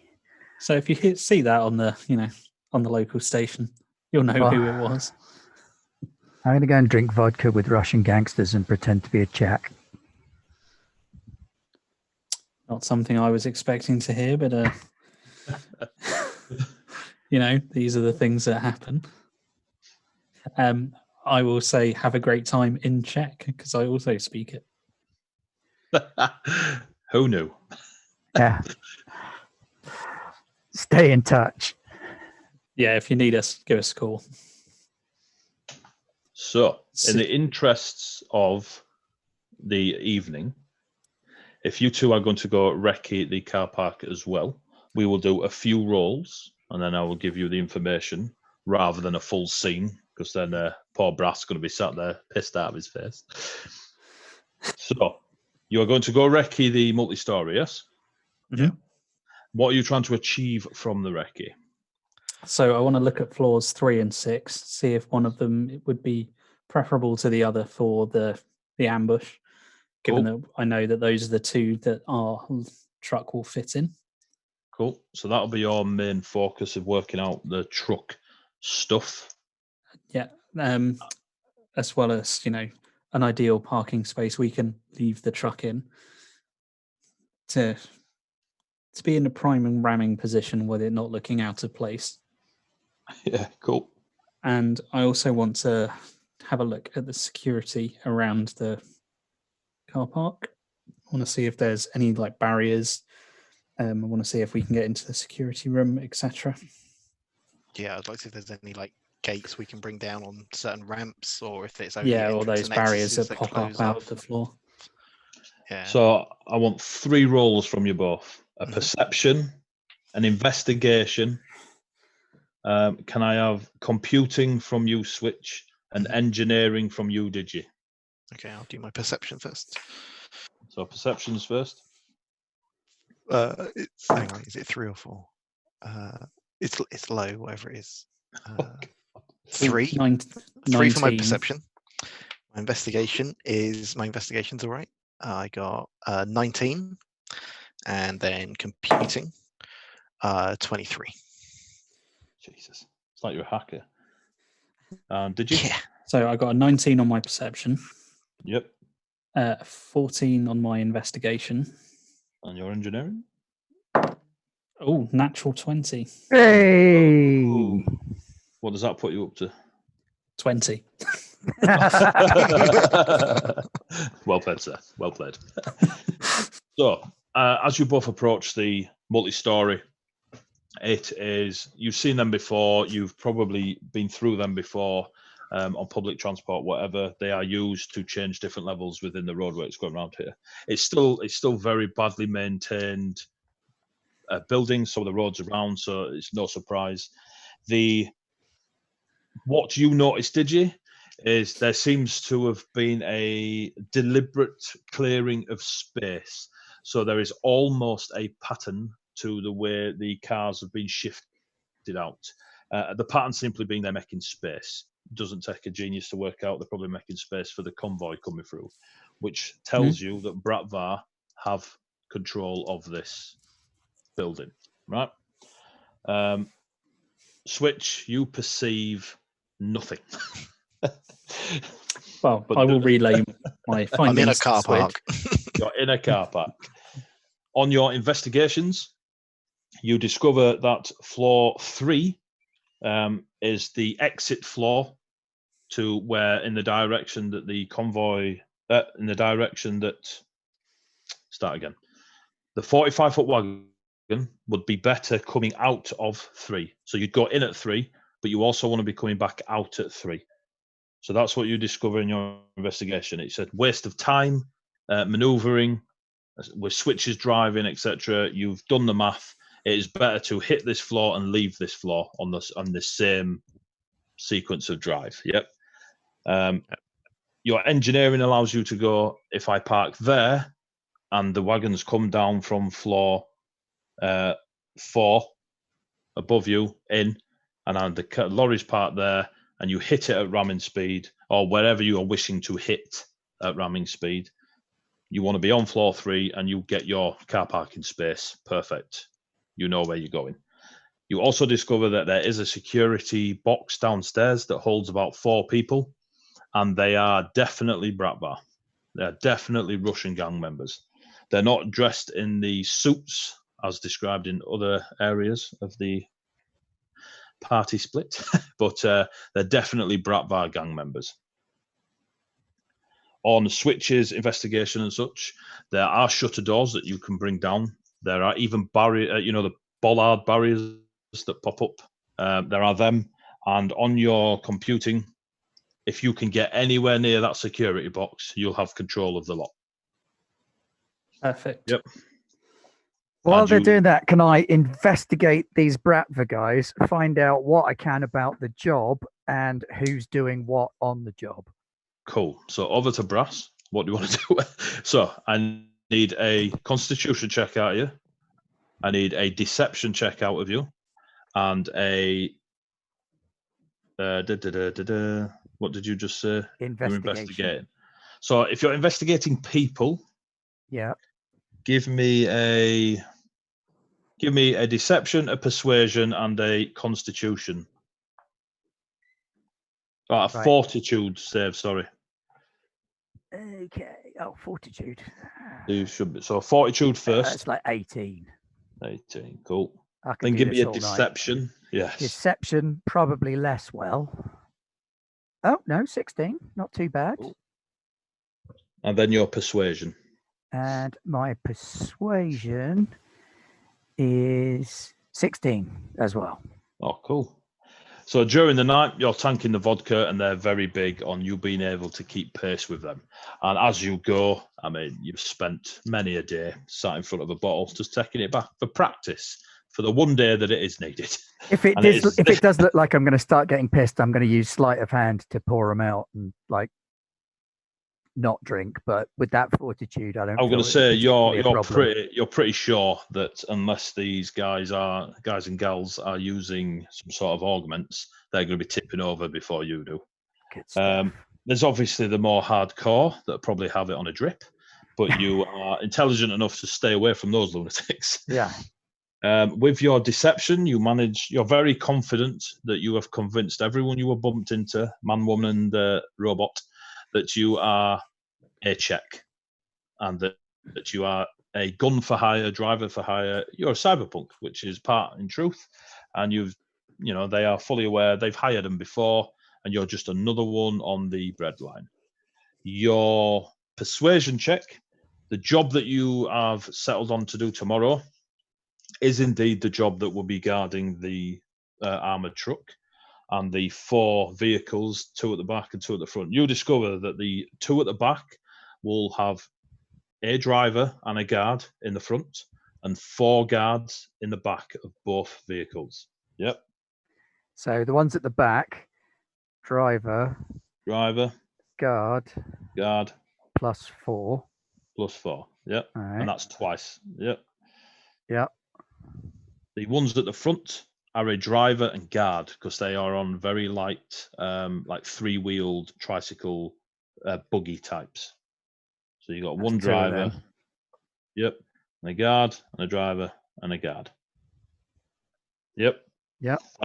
And then the lorry itself is a single driver and a single guard because what's in the back, they don't want anybody in the back with it. It is supposed to be an absolute piece of kit that they don't want being touched, and it is going to somebody called Imperial.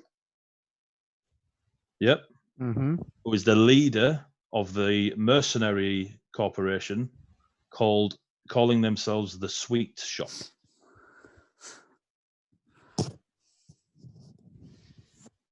Mm.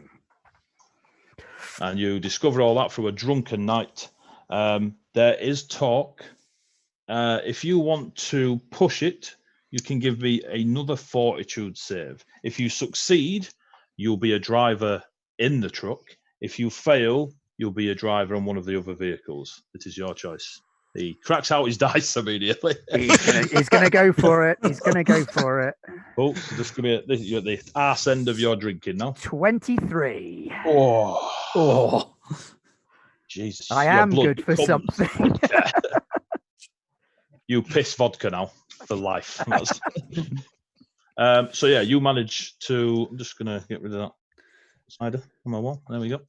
It's alive, honest. So you talk your way through the night. You convince everybody that you are a cyberpunk. You are a Czech. They get very camaraderie with you. A few of them come on to you. You're kind of life and soul of the party. You are tanking away at their games. You push it right to the brim, and the last that you're talking to, she's a synth, and she's had her hair cut, shaved, shaved, short back and sides. She's got a bit of a mohawk. She's got the blonde mohawk, blue eyes. She's gone very stereotype on her synthology. She is like, I'm a synth. I will outdrink you. And you're like, well, okay. And she's the driver that is, she cannot handle the amount of alcohol you two manage finishing into the early hours of the morning. And she kind of shuts down. And you get offered the job to drive in the main car because I believe I just outdrank an android. You did indeed. She got a 21. So, so your DC was high. So, and you're both literally like, you know, Vinnie Jones, Mean Machine, just hanging about. You make it to the next morning. You are awoken, Brass. The large bald-headed Russian comes and gets you. As soon as you come out of, you just fell asleep in like a lounging area on a sofa with a couple of other Czechs and Russian and Bratvar on you, and you can see everyone's just slumped in random positions. They all get up. All over again. They all get up really well. You don't even know this word they speak. Hangover, it's a myth to you. And they all get up and ready. And then as you leave this lounging area and you get taken down to the basement, like beneath the ground floor, you go in and you notice that the car park obviously ramps up out onto the main street. You can see these vehicles, and it's a very different atmosphere down here. The Bratvar down there are no longer in suits. They're in tack vests. They've got their helmets on. They've got assault rifles. There's grenades on them. They are fully kitted and ready to guard this thing. You see the two heavier vehicles at the back. They are essentially armoured 4x4s, not quite Humvee. So, but they do look like they could take a round or two quite easily. But you're pretty confident that a very large truck hitting one of them would shift them if that was the plan. You see the matte black, it's like a 7.5 ton size truck. It is matte black. It is more smooth and curved rather than the rectangle box on the back. The guard that gets in with you steps up. He's pushing. If someone asked you, you'd say he was 7 foot, but you reckon it's more a presence thing than an actual height thing. I mean, you've been around some big uns, you've trained with them. This chap is a very large chap of synth nature. You can see almost where his jawline meets his skull and his arm joints meet. He doesn't appear to be a very smooth human-looking synth. They've definitely gone, sod it. We don't care if people know he's a synth. It's Lundgren. If he dies, he dies. And he steps in next to you. And but he has no weapon on him, but he is in all the tack vest and stuff. And he sits, and as he sits into the truck, it goes on the suspension. Yep. He is very big, lad. Can I, while we're walking down there... definitely heavier than he should be. He appears to be. Yeah. Can I subtly text Digi or Switch on the way down to the place? Give me a sleight of hand, because they told you no comms during the job. Sleight of hand, 16 plus. Why am I so good at sleight of hand? 21. Cool. I got a 5. So you'll get your phone out. Just selfie yourself. With this guy. Yeah. And he just looks at you like what are you doing? And just carries on. You managed to get off a text. I just want to rattle off a quick text telling them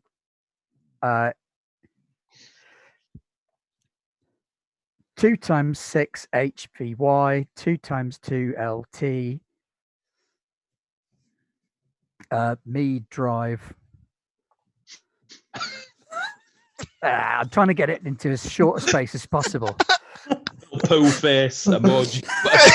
So just do it in emojis. All right, then 11 guards. I'm driving armored car. Cool. From his text and the workings you've done together over the last few months, you are aware he's passing information on to you. What the eggplant's for, you don't know. But Why is it crying? I thought they'd have tortured him to death by now. But, Not crying, it's leaking vodka. eggplant, a donut, and tears. You don't know.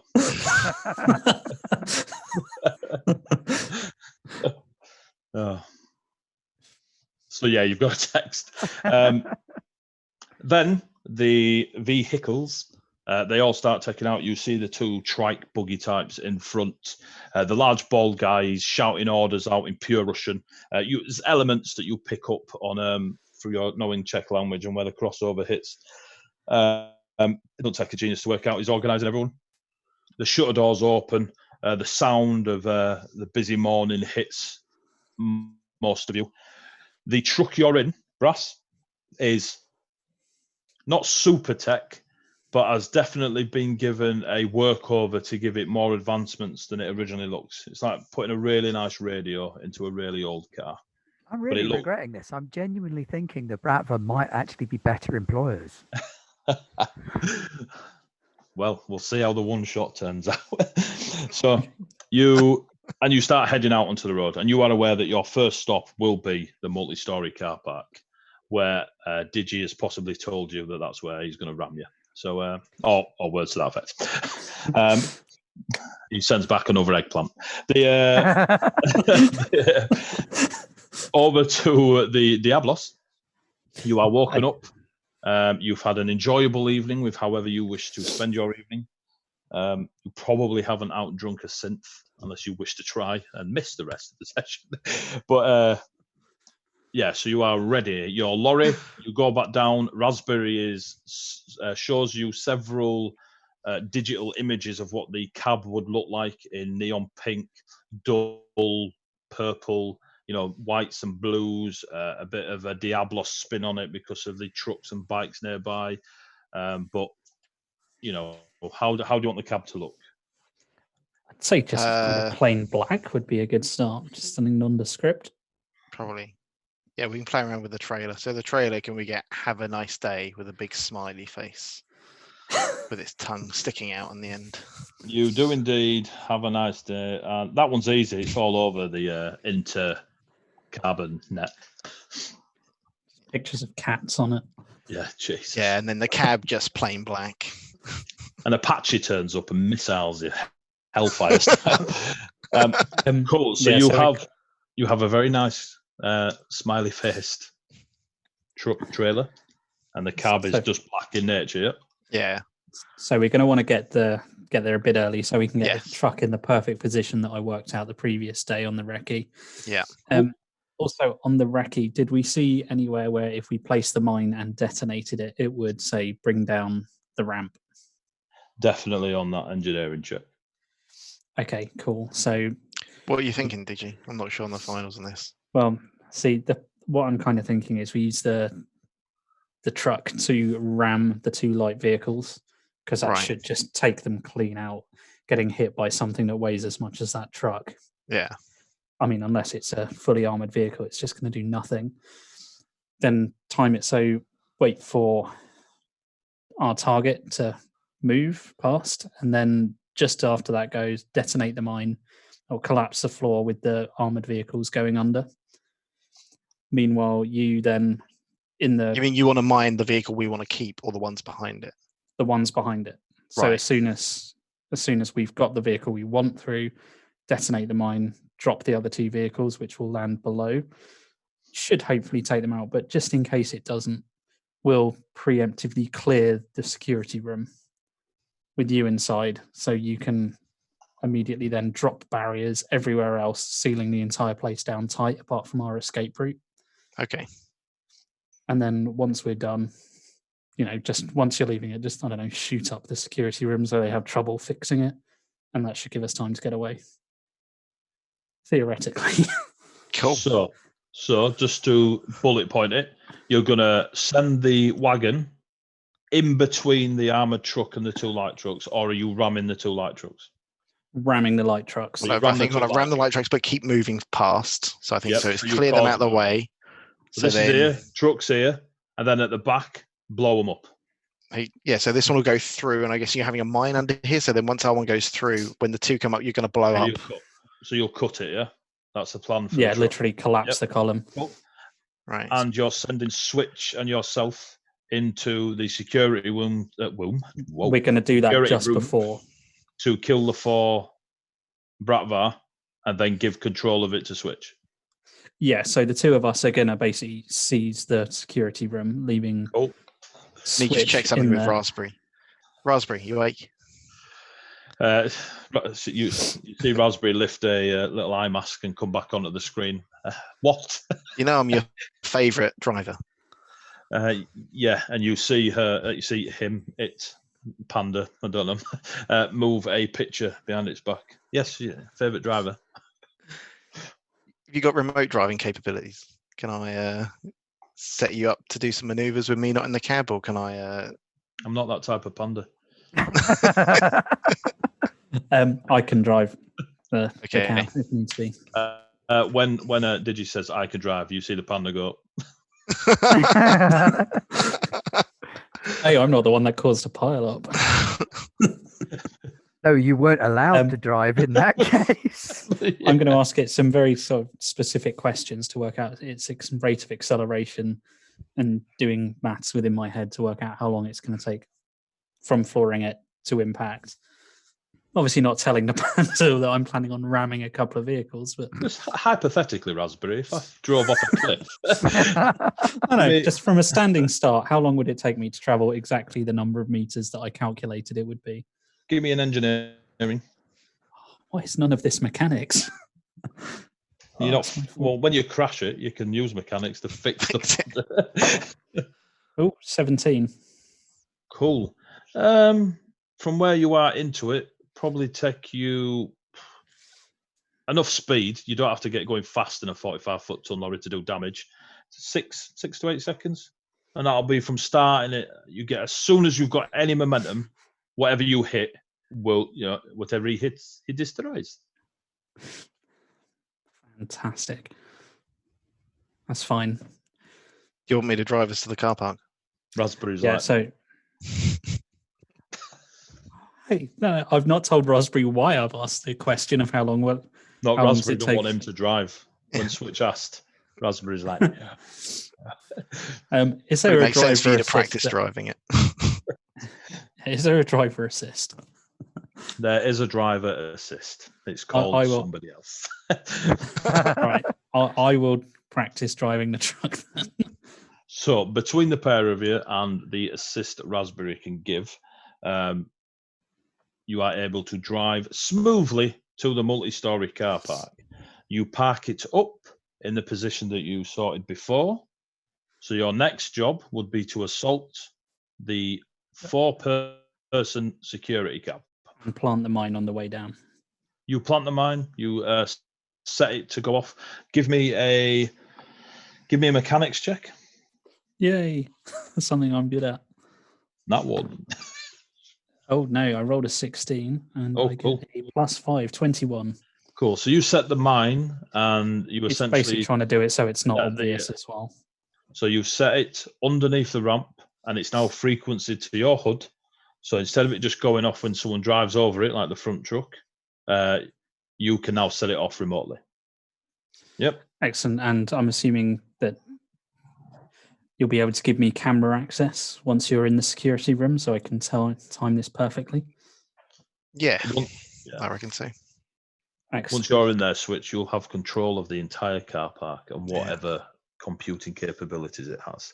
It's the 4 guys inside it I'm worried about. That's what I was about to ask. How do you wish to deal with that? While you're thinking of that, Brass, you are not far from the multi-story. Obviously, this is all happening in a weird space-time continuum. You are driving along.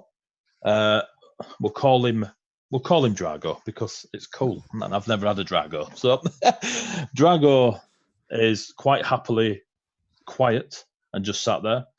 You can see that the going is not rushed, that there is an element of don't speed. They're just kind of making their way from point A to point B, and they want as very little interaction as possible with the outside world. So there's no one up front moving vehicles out the way and kicking off with people. Whatever speed the traffic's going, they're happy to go that speed. Okay. Is there anything you wish to do, discover, etc., on your small, short drive there? Or do you want to see what these two lunatics do before? I kind of want to check out Drago for any kind of tells or weak spots or obvious augments that Off switches.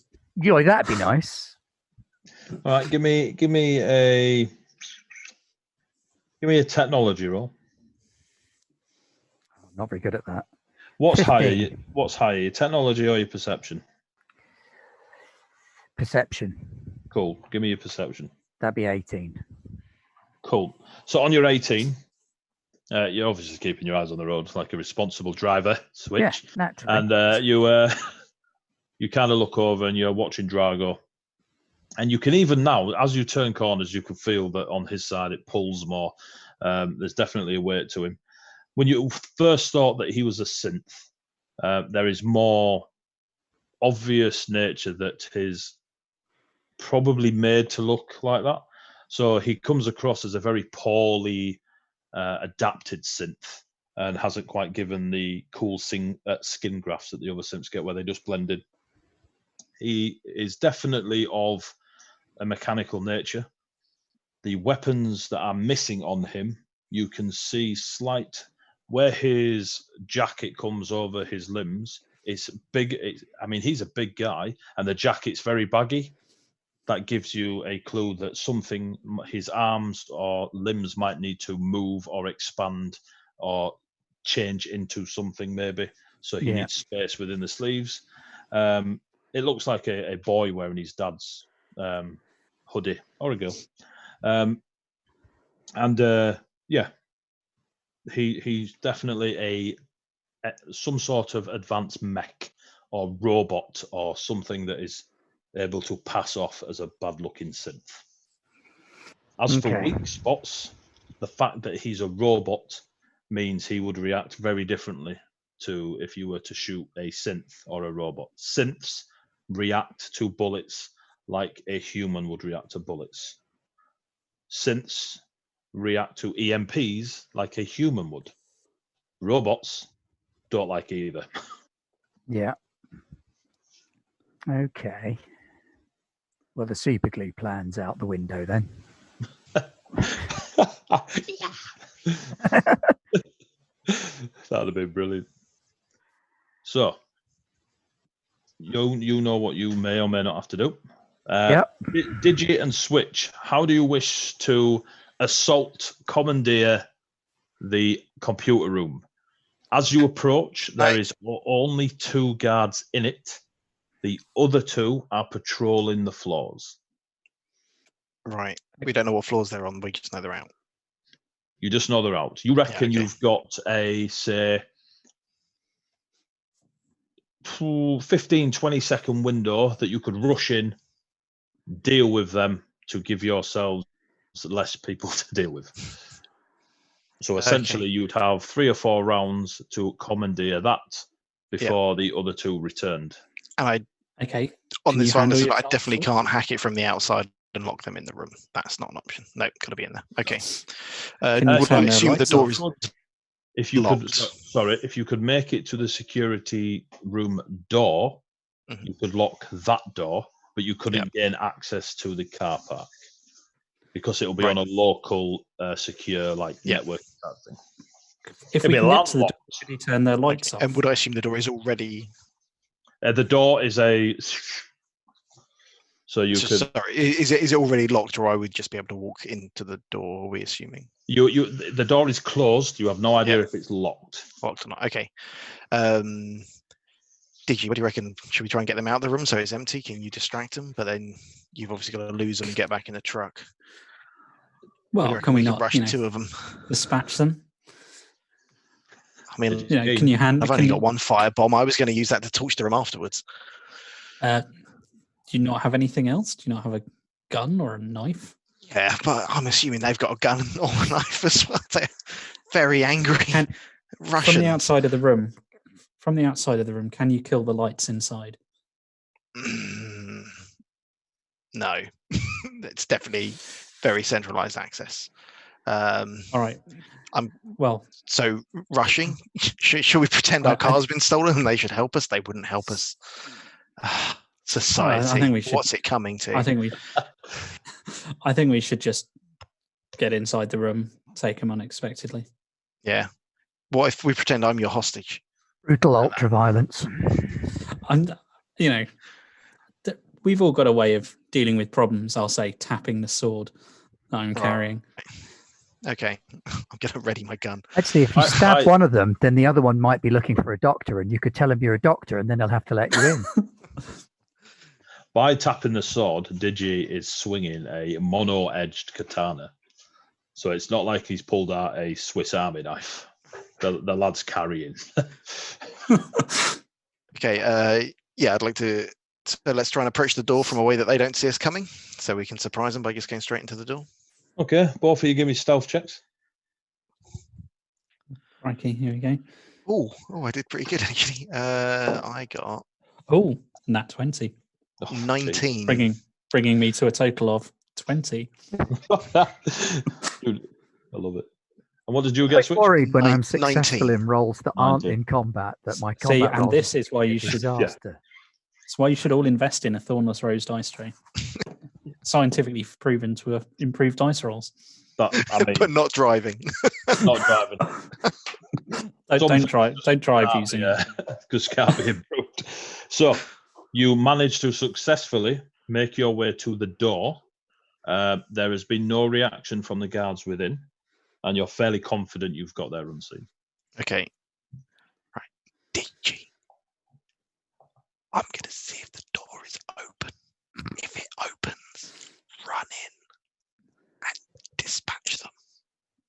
So switch. You're going to take care of one of them, right? You are. You are intelligent enough to know that this door will react like an Asda door. Okay. I'm pretty sure it's open. If it's unlocked, when you approach it, it will open. Right. Okay. So you sort of shimmy forwards on 3. Might be flashbacks of Lethal Weapon here. Yeah. I'm getting too old for this. Yes. Jesus. Tally Glover with a katana. You step forwards, and the door goes, woof, woof, and you see 2 Russians just turn around and just start shouting at you in Russian. You've got no idea what they're saying. You've got a gun. Right, cool. You pull your gun up. They pull their gun up, and you 2 roll initiative. They both got pistols. 19 plus. Oh, wait. Where's my initiative? Is at the top of the sheet, isn't it? Oh, where's your enforcer? He's driving a truck somewhere. I'll be there in a minute.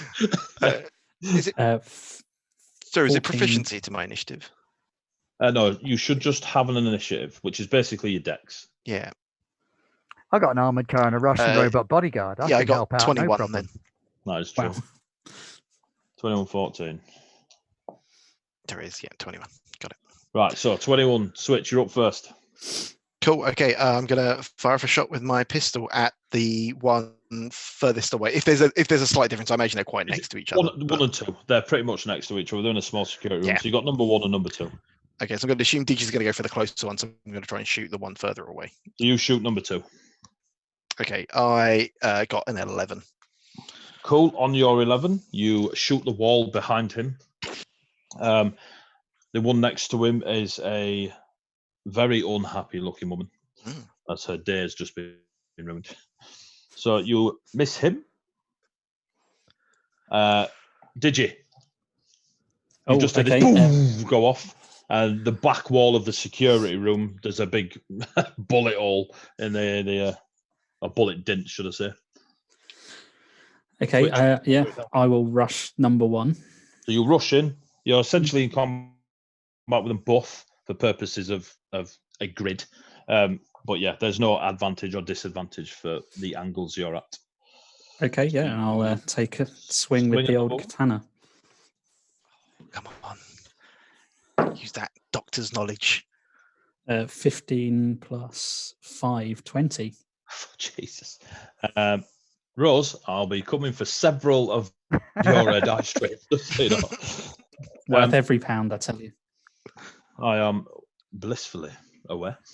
You swing your mono wedge katana and you slice through the vest, the thick plated vest that is on the guard. She is not happy that you've just stabbed her with a katana. Roll your damage, please. 6 in total. Includes the +2. Cool. So you just slash through and you see a piece of the armor fall away from her like upper chest. She roars at you in anger, says a lot of things in Russian. Yeah. It's their go. The first one fires back in retaliation to switch. Gets a 17. Oh, yeah, that's it. Jesus. Gets a 17. Does 4 points of ballistic damage to you. Ow. Okay. What armor are you wearing? Kevlar jacket. Does your Kevlar damage resistance? Oh, I've got. Sorry. Oh, it's on my sheet. 2. No. Hang on, my computer screen's far away from where I'm sat. This is embarrassing now. What is that 2 on the sheet? Is it next to armor class? Because if it is, then it's your damage reduction. Yes, then damage it's reduction armor, 2. yes, That's right. it. It's DR. So you only take, what did I say, 3 points? You only take 1 point. It was 4. 4. Points. So you take 2 points of ballistic damage. And then the other one tries to pull her baton and hit Digi and completely fluffs it. As you are slashing your katana, you almost clip the baton, cutting the loop. So she just manages to get hold of it before continuing. Back round to you, Switch. Okay, I'm actually going to find my ping echo. So it's one of my exploits. So I'm going to fire all 3 ping echoes at the one that's just shot me. So that's an automatic hit. Yeah. Roll your damage. Is it 1d4 each, isn't it? Yep. Roll 3 d4s. 3 plus 2 plus 4. Are they not plus your tech as well? 1d4 plus 1, I think is all it says here. Yeah, so what? Each ping does 1d4 plus 1 psychic damage. Okay. There was nothing on there about adding tech. I mean, the tech's +3 if that does do it, but it's not on my sheet. Go with +1 for now. Okay, so 3, 5, and 9 damage in total. 9 total. Cool. As you sort of put your gun back and bring up your pad, you concentrate on it and you get like an ethereal spark fly from your console on your arm, shoot off. The next thing you see, Digi, is the same ethereal sparks encompass this guard, like on his cheeks, his chest, one on his shoulder, and they fade away and he's shouting and screaming in agony in Russian. He did not like that and he looks in a bit of a crippled state. Back on to you, Digi. You got your katana. Yeah, can take another swing. 14. You slash and do your damage, please. 7 plus 2, 9. Oof, Jesus. As she's reaching for a baton and she couldn't quite get out of it, she's now pulled it out proper. And as she pulls it out proper to face you, she shouts something in Russian that you assume is a curse word. And you just sort of slash on the comeback up with your katana and you cut her across the throat and you just get covered in claret as she hits the deck and just slumps against some of the computer and then falls onto the deck. She's brown bread. Get the Ovis advert on.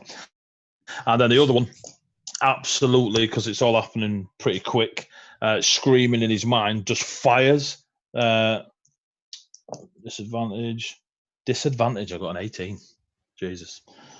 You get hit for 1 point of ballistic damage, but your armor impact just absorbs it, Switch. So the other bullet just sort of pings off you, sort of ricochets and off. but it's still standing. It's now your go switch. Okay. I was going to ping echo again. I think I can do it 3 times, but I couldn't find the ruling on that. I thought I had 3 exploits I could use before a long rest. Have I got that right? Or Yeah. is there... Yeah. Cool. I want to ping echo again. So just firing straight off at the same one again, please. Cool. So do your damage. Oh, yeah, that's a lot better. 5, 10, 12 altogether. 12? Oh, Yeah. Jesus.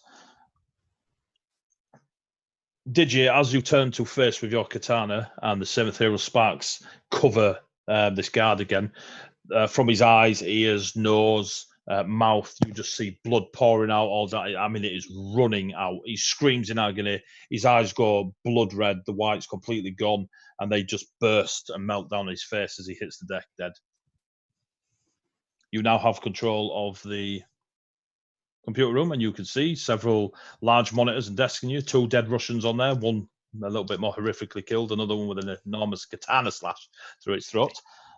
You have the hub. Digi, you get out to the truck. I'm going to lock the door. So Right, there's others I'm going to get in here. Okay. Yeah, I will attempt to... Do I need to hack for access, or do I just get the access? You do hack. The ability to hack will be very low because it is decent tech, but you're Nat 20, so +5, 25. you've just turned the avatar of Raspberry into Bill Gates. So it's as easy as driving a truck. Yeah. And you Oh God, we're gonna die. you get a you turn around and you're like, I have the car park. And you just hear Morpheus's voice go, "Show me," and you're in. Cool. First one, I want to give out a camera of the entrance on floor 7 so I can see when they're coming. Cool. Bubble. You have access to essentially everything. So on your turn, what we'll do during the old capturing of the truck, you will be able to do a computer room action. Okay. That computer room action will have a very low DC, and it will take your computing roll to perform it successfully. Or levels of success. Yep. But because of your nat 20, you will have a lower DC on those actions. Yep. Cool. So you have control of whatever you need to have control of. DJ, you go up. You avoid the other 2 guards patrolling around. Yep. One of them appears to be heading to the lower floors, but there's no sign of it. Switch, you are more than able to catch anyone coming near that computer room on the cameras that are spread around the car park. Brass, you are... I got a great big convoy. You have got a great big convoy. You are at the multi-story car park. You notice the signs on the way in, and the signs for floor 7 and an arrow sort of pointing down, and you come off the main road, and it is now going to a slight dip in gradients as it's approaching the 7th floor. As you approach, the entrance to the multi-story car park is massively wide. For the truck, it's about 18 feet high from obviously floor to ceiling to allow you in. You notice immediately that when you pass through it on the way in or nearby and you could see the floors of cars, it was very narrow with the roads, but this wider bit is definitely designed for larger things to come through. So your guys went down to 7. They didn't come in at 8. So they went down at 7 and they come through and they go down to 6 and they keep going down and down. Are you doing anything? I'm assuming Digi obviously told you it was floor 3 that everything was happening.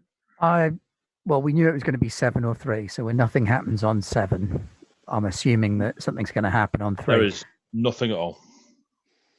I'm going to on floor 4. No, I'm not. No, that's a silly plan.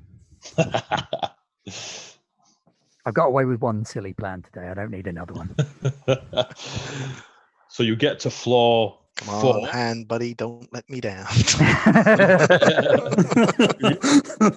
You get to floor 4. You dip down. They're now in the position coming down the ramp and into floor 3 where you want them to be, did you? So now we go into a sort of, so you'll get a surprise round roll and then it'll be initiative. So your surprise round roll is, can I have a vehicles land roll, please? As you and Raspberry fly at the convoy. I believe in you, Raspberry. Not bad. 16. I'll take that. Cool. So you're slamming into the two lighter vehicles, yeah? I or am, are yeah. you? Yeah, cool. So you go. No. You drive Ramming forward. into them. The convoy comes round. You see the two lighter vehicles turn up. You time it perfectly. Raspberry puts a little digital crash helmet on, and you go slamming into these two light vehicles. There is Brass. You kind of see, you're driving along, you notice, and you see the truck move. Clearly, it's your pals. The That's the thing signal. You even prepare yourself to do a bit of an emergency stop because you don't want to drive into the truck. The truck smashes into the two and goes half off the level. So you're sort of half hanging now down to level 2. But enough that so the front end of the truck is hanging off to the front wheels. Where you jump out of the cab is onto floor 3. Yep. So you're not hanging over, swinging. But you smash completely the two lighter vehicles off that floor, and the people on the back just go skittering over the edge. The vehicles explode, as they always do, and that's all kicking off. Brass, you slam on. Drago don't even move. You go boom and slam on. Drago goes, puts his hand on the dash, doesn't even bounce. He then goes to get out. Yep. A mine goes off at the back. Yep. You hear a cacophonous. You hear a loud boom. You hear a loud boom. Digi, you can't see. You just essentially drove. You saw where they were coming down. You're judging it as best you can, and you hit the mine. You can't see it, but you do hear it, and then you see the concrete fall. And you see two, like the tops of vehicles in the middle of the dust, drop down with them. But there's no secondary explosion or anything like that. The next thing you hear are Russian voices. Drago is getting out of the cab. Roll initiative. Bloody sweating here. 10. 10. 19. Ooh, 12. 19. 12. 19.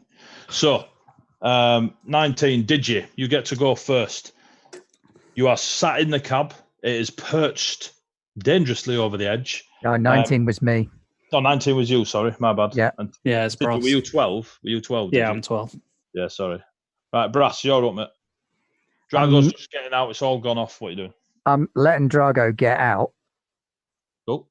I'm going to withhold my action for Okay. the time being, and at least until he's fully out of the vehicle. So regarding withholding actions, what is your action? So you can't hold your action and decide something at the time. It's more of a case of I wish to shoot when Drago does a backflip. So I need an action held and a trigger. Once he's out of the vehicle, I'm driving off. Cool. Give me a vehicle's land check. That's amazing. 15. 15, cool. So that's your held. Did you? You're hanging over the edge. You're pretty confident if you just open the door, you'll jump out onto floor 3. So you don't have to worry about falling. You can see the mess of the trikes at the bottom and a couple of bodies. You can't see all of them, but they fall on the floor by being hit by an Arctic lorry. Good chance their bulletproof vest didn't save them. An explosion went off. The heavier vehicles at the back drop down the floor, but you can't really see the angle that you're at if there's people running around. You just hear Russian and screaming and shouting and sorts of stuff going on. And you see a very large Drago-looking mother kipper climb out of the armoured truck that you're there to take. Okay, knowing that Brass is in the truck, I'm just going to leap out of the cab I'm in and run for the exit as fast as I can. So as you run for the exit, you will have to run past Drago because you've just put a lorry in the way. So you're in America, so it's a left-hand drive. Okay. Is there anywhere with cover that I can use to try and keep it between me and the angry-looking giant guy? So right now, this is Brass's truck. This is your truck, and you're going to run. Can I leap out of the passenger side? You can indeed. It will take you half your movement. So you I will hop to the passenger side so the truck is in between myself and You Drago, Cool. and then sort of start running. Cool, and you set off bolting. Cool, so that's your action, dash, etc. As much movement as you can. Cool. This is not how I expected the encounter to go. So, it is now Drago's go. Drago goes, leaps out, goes stalking towards the truck. As he gets to the 45-foot truck, he puts both arms on it and starts to push. And there is an ever slight inch movement or two as it moves. You see where his jacket fills. It's no longer baggy, and there is some, but it's not shaped like a human back. There's some sort of mechanical bulk to it, and there is some sort of piston force going into Drago pushing this lorry. On that, your action triggers, and you've stopped, and you sort of give it a tiny little reverse to give you an angle. Obviously, not wanting to drive down the hole, the mine's gone, and then you turn, and you're now going the wrong way, but you're now heading out of the thing. You get several feet. I think it's like 120 feet away. Like you just buggy it and off you go. So you're like flying around there now. So you're gonna have to go down to floor 2, past the rubble of the 2 trucks that have been sent down the floor because of the ramp. You get down there. Switch. You can see all this going on your cameras. You see this large hulking somebody push an Arctic lorry. He's not obviously just throwing it Hulk style, but he's definitely, the effort he's putting in is moving the blockage. Yeah. You do see him stop when the lorry decides to fuck off. And he turns and faces the lorry and puts his arm out. That's all you see. Right. Yeah, switch. I'm going to... can I try... Oh, don't know. Would the other security guys be on a comm linked into the computer room? There's a very good chance, yeah. Okay, cool. I want to affect my best Russian accent and then say that there's been an incident on floor 4 to try and send anyone. What languages do you speak? Japanese and English and binary. I do not speak anything. So can you give me a deception check at disadvantage? Okay. It's a shame because that was a good one. Oh yeah. I didn't do it. 10. Cool. So you said technical malfunction. Everything's fine here. We're fine. How are you? Tried to put on a bit of a spiel of report to floor X. There's an incident on floor 4. And if any Russians are watching, I do apologise. And you. We also apologise for Sean Connery in red favour. Oh yeah, fair. You've got us there. In fact, Switch, you're doing a grand job. Carry on. So you portray that message. They speak back in Russian. Job well done. They don't say "da." You do not hear the word "da" mentioned at all. I was saying it back to them. Cool. So that is, I'll say that's your bonus action. So I will still allow you to do a computer room action. Okay. Just so I'm gathered on where everyone is. Digi rough enough to? Digi is still on floor 3. With me, yeah. Running for the exit. Yep. Brass is in the middle of floor 3 and 2 as he's turned the truck around to come down. Because obviously this is all happening very fluidly. Yeah. You are in a computer room.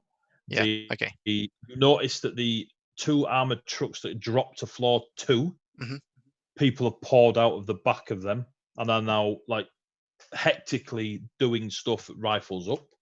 Okay, so is debris everywhere. Brass about to drive into the back of them? Or is Brass gone down the other ramp?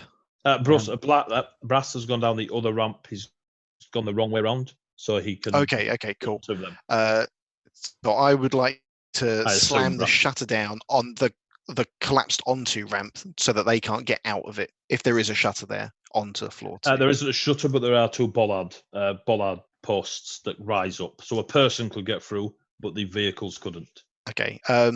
Yeah, I'll raise the bollards just in case those vehicles are still drivable. Cool. So give me a computing check. They low DC. 13. Yep.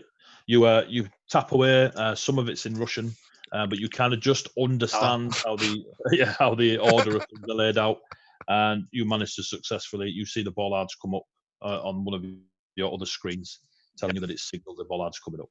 So you block the vehicles leaving that ramp, but obviously people could run through. That's your turn. The people running through, they see the bollards come up. You notice on your cameras that they are now running round. You see Drago is just stood there with his arm out, with the armored truck just ahead of him, like making its way to floor 2. The guards on the floor 2, they go rushing towards Brass, because they're going to protect their truck. They don't open fire on it. None of them have seen Digi. Yeah, 8 of them. None of them saw Digi. Digi, as you left, you just hear a little digital voice say, "Don't leave me." And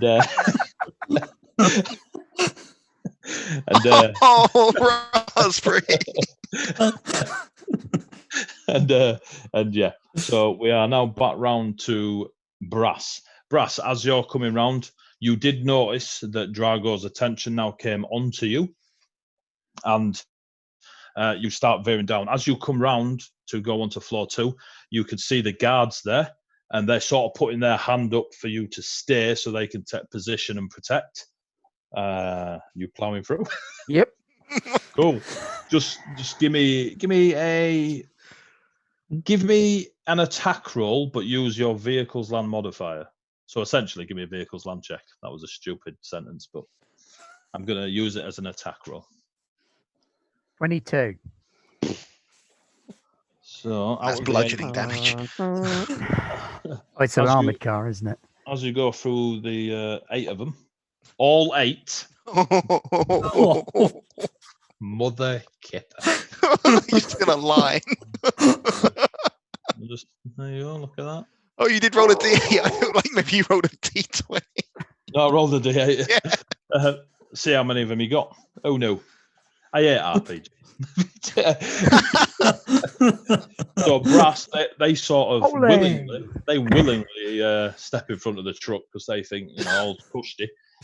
Turns out that the super alcoholic Czech, is not what they thought, and Brass just plows through these 8 guards, scattering them like your little dandelion.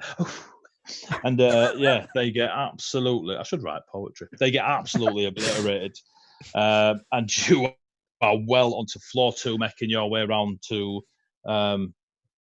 floor 1. Oh, you're coming out on 2. Sorry.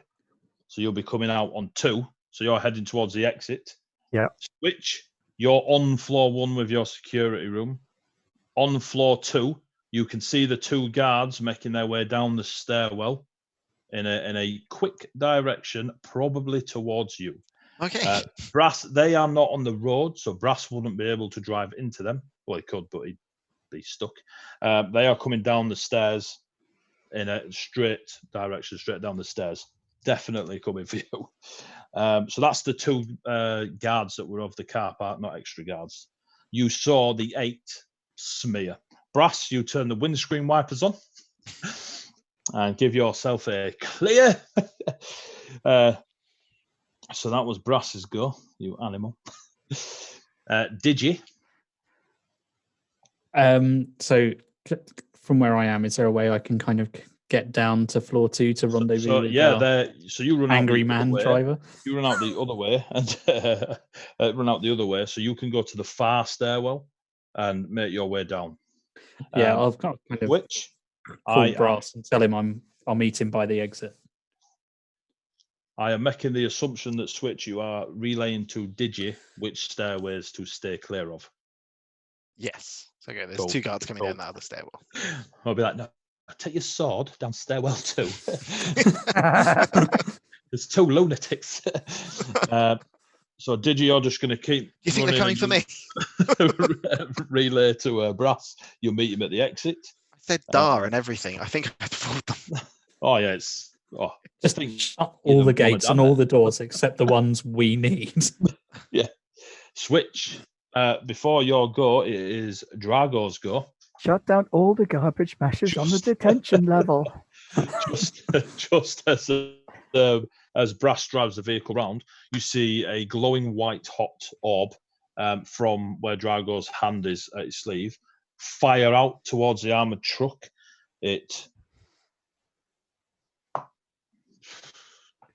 Who needs dice? You know what I mean? It whizzes past the back end. It just almost shaves the armored truck, and as it hits the wall behind it, it just hits the wall, sticks, and then you can see the stonework of the wall and car park column just sort of melt away, like it's been hit by molten lead. You felt something, Brass, hit the back, but not enough to veer you out. Okay. Just help with the steering. Switch. It's now your turn. Okay, I think I've got to get out of here. I might relay to Digi and just say like, okay, it's getting hot here. I've got to get out. Do you want me to time shut down all the doors? Yeah. Okay. Shut everything already. That's not the one. That's not our way out. That well-known security program on multi-story car parks. The timer. Okay, so it's more. I'm going to shut down everything except the floor 2 exit that we're going for. Cool. So give me a computing check. 15. Cool. Excuse me. You put in you're on there. You fly through it. You see all your monitors. You see all the boxes tick, and all the lights go off, and lots of readings. And between the Russian and a bit of English that's in there, you can see everything now essentially activate except the door for floor 2. Yep. And you start boogieing that way? Yeah, I'm going to start running up towards the other stairwell that hasn't got angry guards coming down it. Cool, you're out. Background. Don't forget your firebomb. I'm going to keep my firebomb just in case. I just saw a wall melt. Fair. Brass, you are heading towards the exit of floor 2, which is the route that the convoy wanted to go anyway. You can see Digi at the far end as he's come down that far stairwell, as he's just taking the last few flights of stairs. You can get to the exit and wait for him on your turn. I will do that. Yep. Excuse me. Bloody cough. Corona. Digi, you come down the stairs, and in front of you is a very nice matte black armoured truck. It looks of an older make, but you can see slight adjustments have been made to it. And you can not see Brass. You can't see through the glass. Well, I'm going to trust he's in there and hop straight in. Get in the car, bitch. We're going on a road trip. Cool. So you run round and you climb into the truck, and that'll be your turn. You then hear a as Drago just jumps from floor 3, and the debris down, comes through anything in his way, and lands about 30 feet from the truck. You see in the mirror the hulking form of Drago.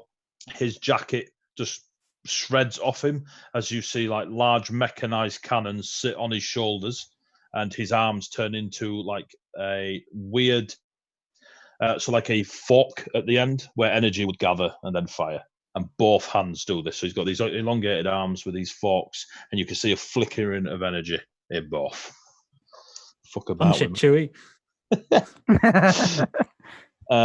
Switch, it's now your go. You come running out of the room, and you see 2 guards just exit the stairwell. Both bring up their pistols and fire. First one rolled a nat 1. So as he fires, he sort of stumbles as he's firing and falls into his mate, who then rolled a 10. And they both just fire off at you. And just as you're coming out of the security room, 2 bullets just ping, just ricochet off the door near you. They're about 60 feet from you. And you can see ahead of you the truck. So in between you and the truck is a almost 7-foot cyborg of death called Drago. You've got about 80 feet to get to the armored truck past Drago. Oh, I can't quite run that far. I get close. Meet you halfway. You guys are going to go out though, because you want to head that way. You don't want to come back towards him. We could ram him with the armored car. No, we don't. I think you guys should punch it, and I'll just meet you later.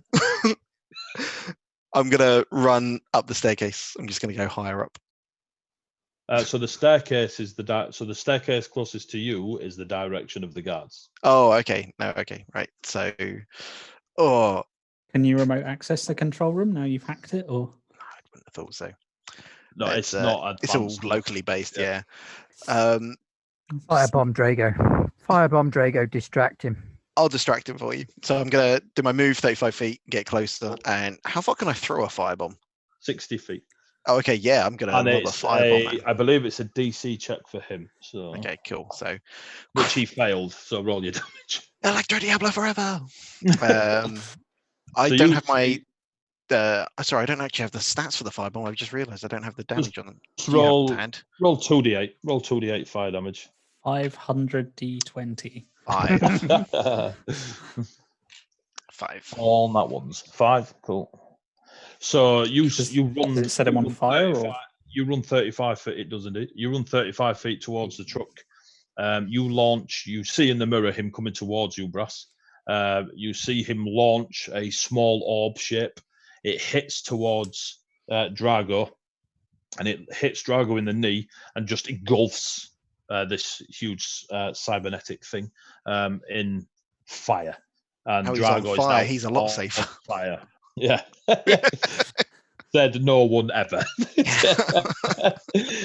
So Drago is now on fire, and will continue to do so until he decides to put it out. So that switches go. Right, Brass, you're up.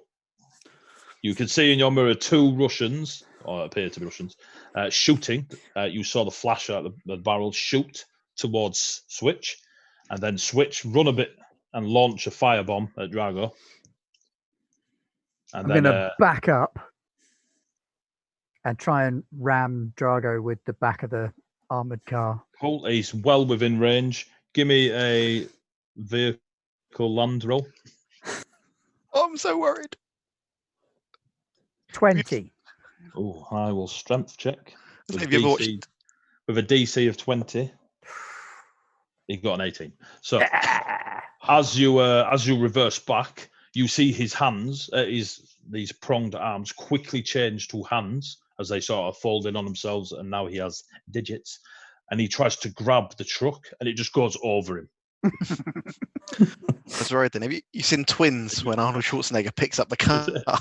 Just to turn the alarm on. Yeah. So yes, you've run over Drago, and you hear the as you run over Drago.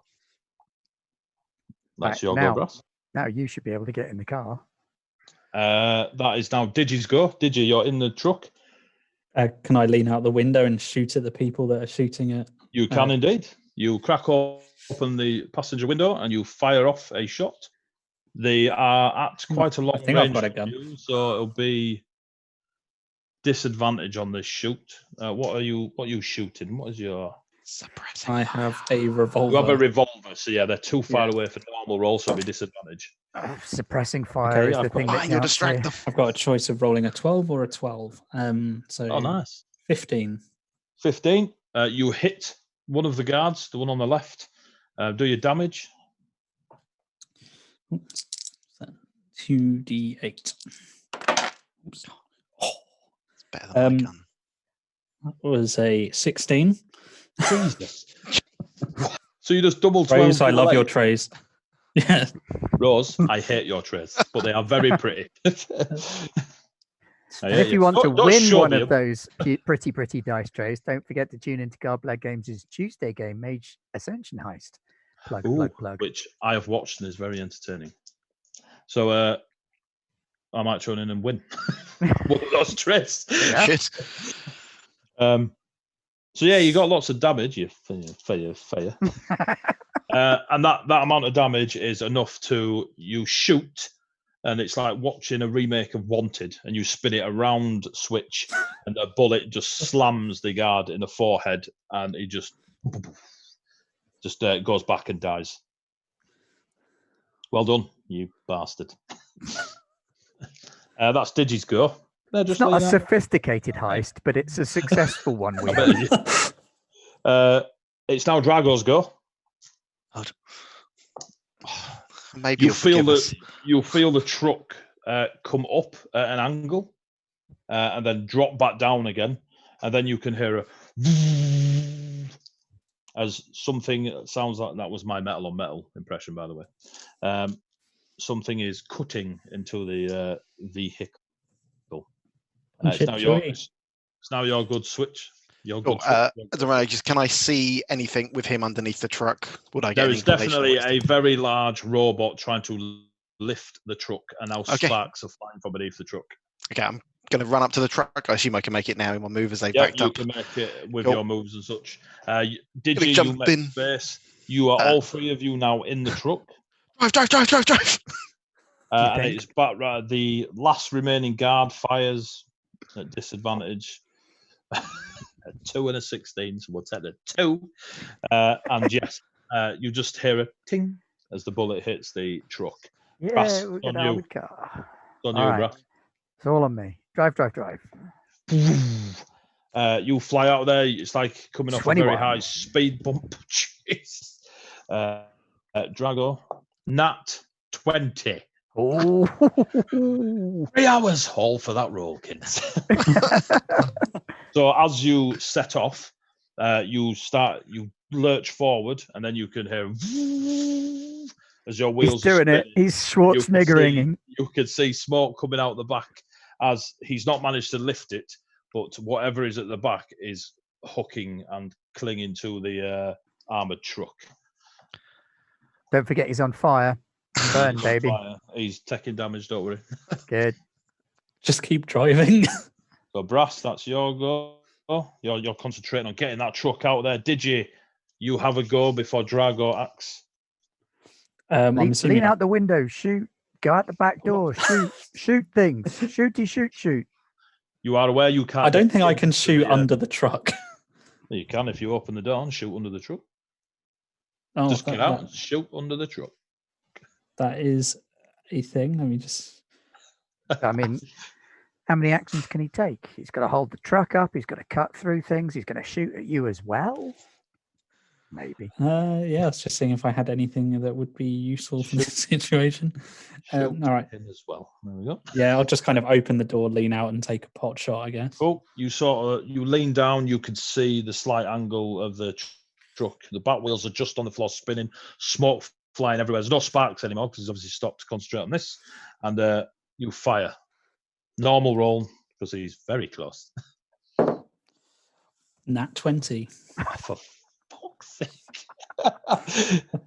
Misses. Dice. Where is misses. It misses. His armor class is like 400 and do your damage. 9. I hope Pete's listening. Don't invite me back, Pete. All right. Your players are winning, man. So, hang on. Doesn't it do more if I roll a nat 20? Yes, double it, mate. I know it does in D&D. Oh, 18 then. Cool. It's same as D&D. It's double the thingy, but for now, easy math, double. We'll just go 18. 18. He'll do and get an 8 on his save to resist, and he will fail, and the bullet will ricochet, and because of the nat 20, you can see some sort of red clouded steam burst out from his shoulder, like one of the pipes has been clipped, and it is now throwing everywhere. And he lets go of the truck. It's now his success. go. He will fail to re-grab the truck on a 6. And Switch, it's your go. You doing anything? Nothing? Seriously, shoot the dude as well. If we can kill everyone, we got away with it. And we can still do jobs for the Bratvat as well. I'm worried I'll fall out of the car. There's only the one side door. I don't want to push Digi out when I lean over. So you I don't think there's anything worth for Switch doing. I presume, I'm going to... Cool. Brass, unless you are trying to go forwards over Drago, you are free to... I am tempted to do the reverse, go forwards. Reverse, go forwards. Go, go, go, go, go, go, go. I'm gonna go. I'm gonna drive up. Oh, so give me a driving most check. disappointed.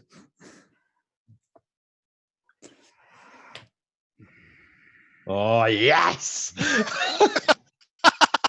What did you roll? Not a nat So- 20. 2. Which gets me a So- total of 5.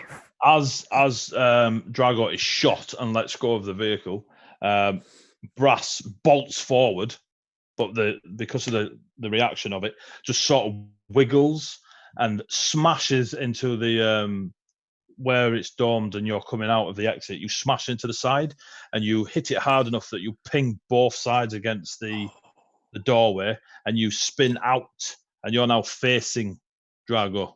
Excellent. So I think we know there's only one action left here. Call that your go. It's now Digi's go. Reverse.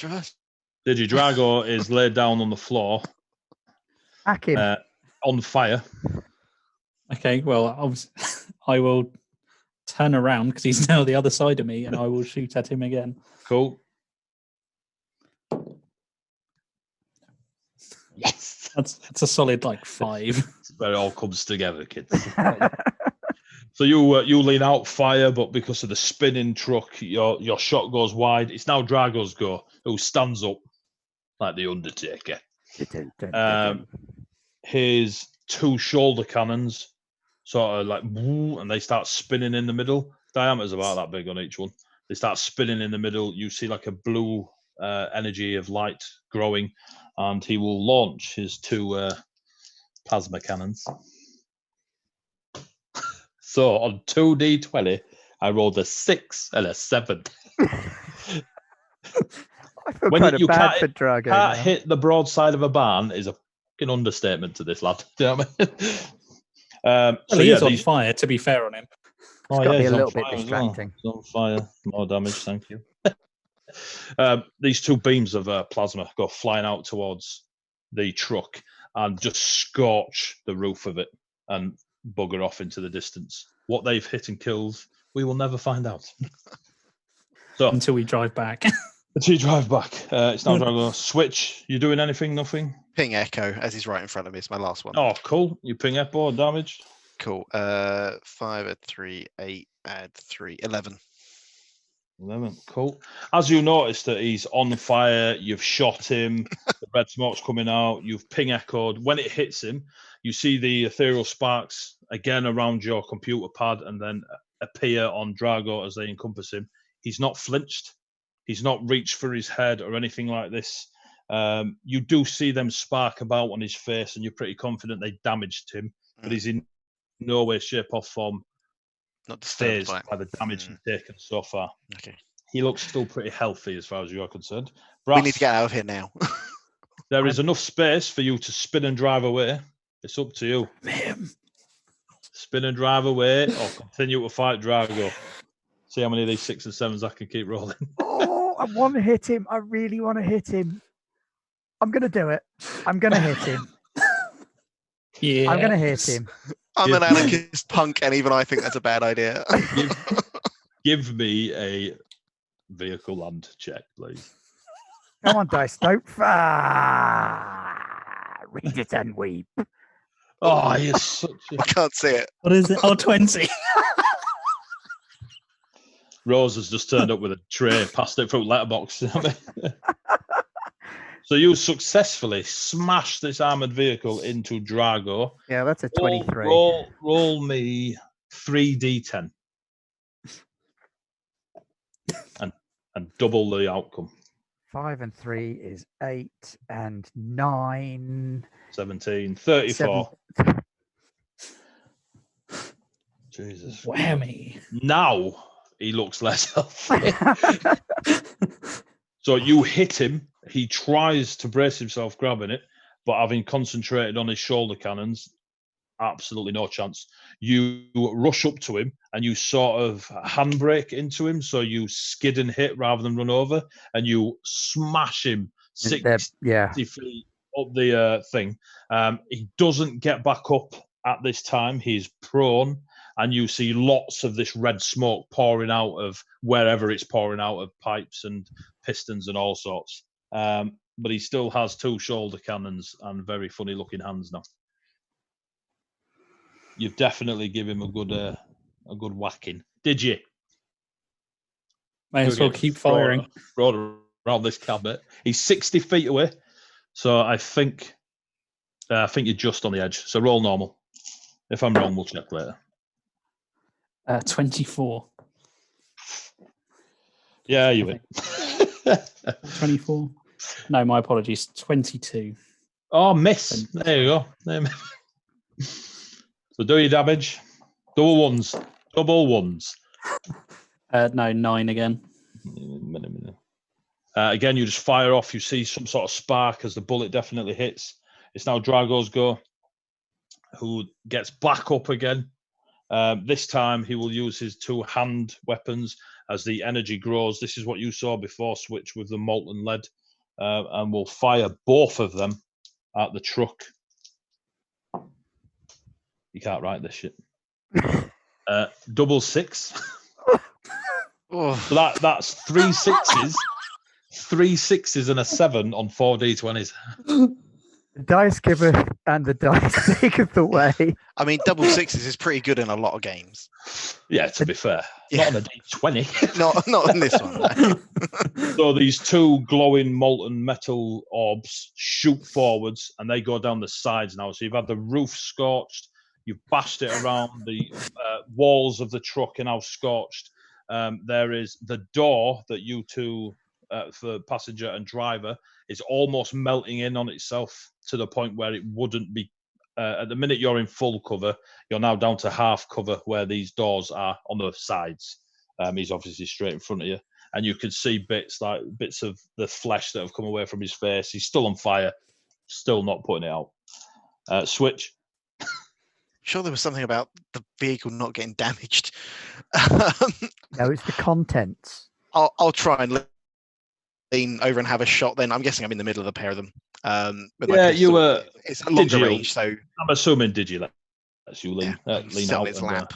I think I'm lying down pretty much. just hanging out. No. So my Sort of short hanging range is onto the 40, seat. Your short range is 40, but my longer range is 100. so So it'd be disadvantage. okay, there we go. 10. 10. Cool. You're just firing wildly just to try and keep Drago away. Brass, what you're doing is 60 feet from you. Are you doing one? Are you going to continue to ram Drago? I think I'm going to ram him again. I'm sorry. Yes. Oh, I want to go home. I don't want this guy to report us. I really don't want to leave this. This is a Terminator. He has to go through the crushing machine. What are the odds the Terminator will find us? Let's just go. I've seen Terminator. He finds you. He absolutely will not rest until you are dead. 19. 19. Cool. Let me do mine. 8. They're getting higher. Good. If I'm crying, it's because it's windy around here. All right. So again, you fly forward, same sort of thing. You do that emergency stop to give yourself that force, and you hit him another 60 feet. If you hit him again, you'll be propelling him off floor 2. He gets smashed along. Give me 3d10. Don't double it this time. Just see a thumb go down under the hood of the car as he goes under. It won't be a thumb, I'll tell you that. 10 points. As you smash into him, and when you're really close now, you can see the broken bits of chest plate, the skin falling off, the clothing's just totally ripped away, the shoulder cannons are damaged and sort of at a funny angle. He's looking a lot less healthy. I'm really glad that we didn't hand-to-hand this guy. So am I. Well, he hasn't got hands. So. I did debate charging him with a katana. I'm now very just a technicality. So, Digi, it's actually your turn. He's 60 feet again away from you. You are now back into the 2/3 of the way into floor 2 again. I did consider shooting him while I was driving along. I'm glad I didn't do that as well. Yeah. Just driving along and going. I'll just shoot him again. Shoot him again. Yeah, that's 16. 16 hits. For 12. Jesus.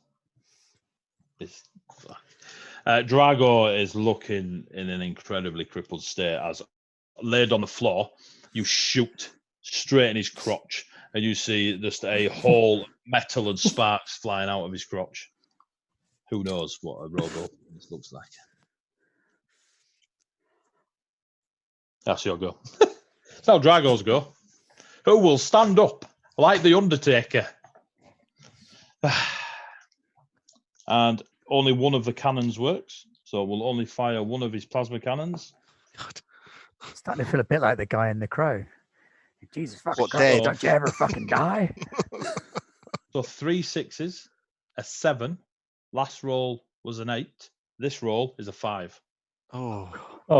It's not dice trays I'll be buying off Rose. It's dice. Yeah, that dice is getting yeeted right out the window.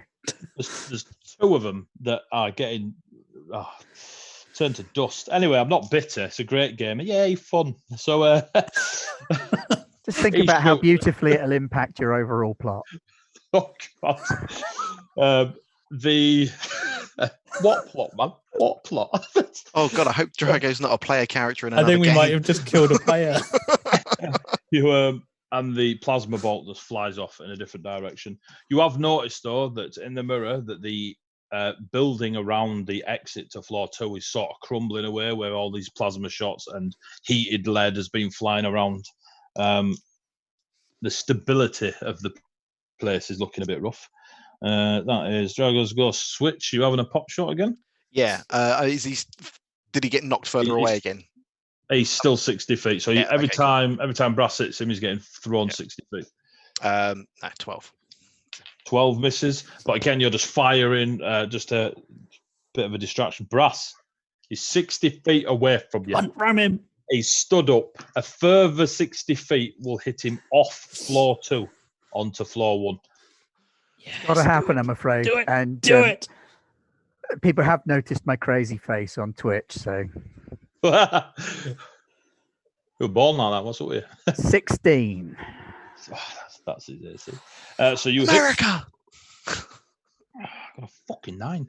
Excuse my language. You hit him. Roll 3d10.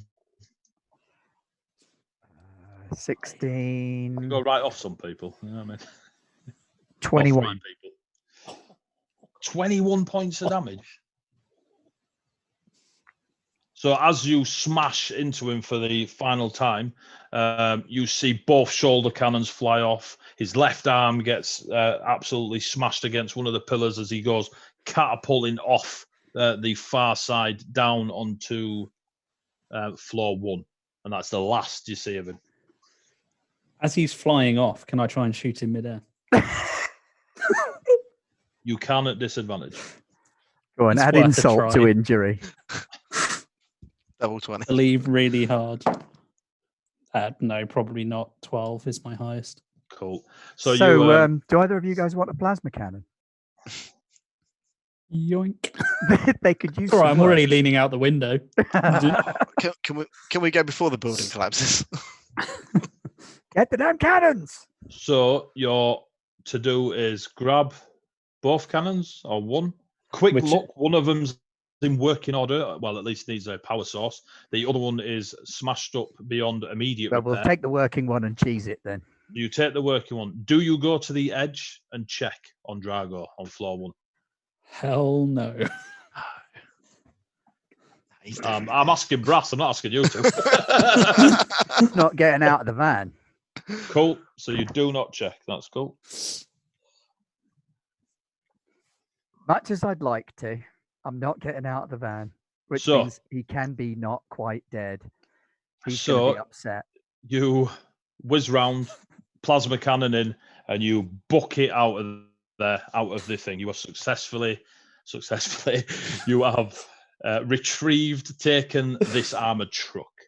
Now, for the love of the one shot, the next bit, I simply need a couple of answers out of yourselves. You go out, you make it out. You now have before you the mission to deliver it to the one known as Imperial and the Sweet Shop mercenaries. You mentioned going to get it resprayed. You mentioned that working for the Brat Bar is more lucrative. You can have Not other anymore, it's plans. So essentially, you have an immediate downtime of what are you going to do next? What is your plans next? And we will end the session on your plans.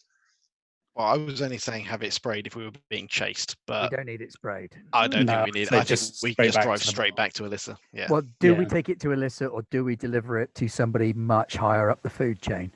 We've got an opportunity here. If we deliver it to Imperial, they're the leader of the mercenary corporation called the Sweet Shop.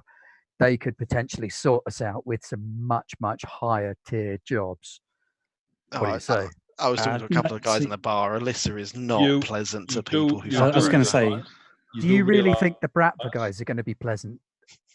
Just so you are aware, guys, the damage taken to the truck, a simple hack roll off of Switch could open the truck. And you can to have a look at what's in there.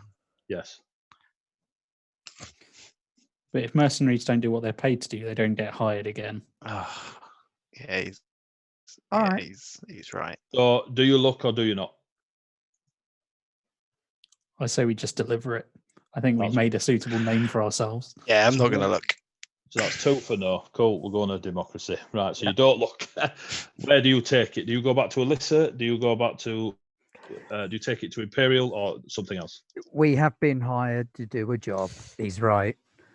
Much as I'm tempted to say take it to Imperial, and it's just, I'm so used to cyberpunk games having a double cross at the end that I thought it would be a nice twist if we did the double cross. I love Alyssa's hair. I just want to see her again. Okay. Well, you both say Alyssa, and we have got a job to do, so we'll take it to Alyssa. Cool. So, you successfully retrieved the item for the Diablo scan. The plasma cannon's ours. You do have a plasma cannon, a plasma shoulder cannon that would require some augmentation going on. And you have ended the one shot. Nowhere near how I expected the one to end. So I am assuming I will say my thank you very much to Garblag Gaming for having me. I hope all of you watching, whether it be on YouTube later, on YouTube, Twitch now, etc. I hope you had fun. I hope you guys had fun playing. That was super fun. Thank you. That was a blast. That was really good. Yeah. I'm a big advocate of Carbon 2185. Please go and have a look at it. Dragon Turtle Games. Watch these guys. They do Pathfinder. They do Major Ascension. Just whatever they're doing, keep watching them. They're brilliant. If you fancy watching me, Heavy Waite Gaming, go and have a look at that stuff. Thank you very much to you lot. Thank you very much, Pete, for giving me a nudge, and Garblag. I wish you all the success in the world. Say good. You guys take us out. I'm done. Okay, well, thanks very much for joining us. Really appreciate the opportunity. Lots of fun. I haven't had that much fun with a driving role ever, and I've played Carmageddon. So just a little reminder, like the man said, check us out on YouTube, check us out on Twitch. We've got Discord, we've got all sorts of various social media-y bits. Check us out on Twitter and Facebook and all those good beepy things that computers can do. I can't wait to find out how this impacts your game, to be fair. I feel a bit bad for saying that, but I do want to see how that works back into your game, and I feel a little bit less bad about the murder hobos in my Friday night game now. But that's it from all of us then. Thank you very much for tuning in. Thank you very much for watching. We will see you on Tuesday and Thursday if we don't see you another time. Bye-bye. Bye, guys. Thank you very much.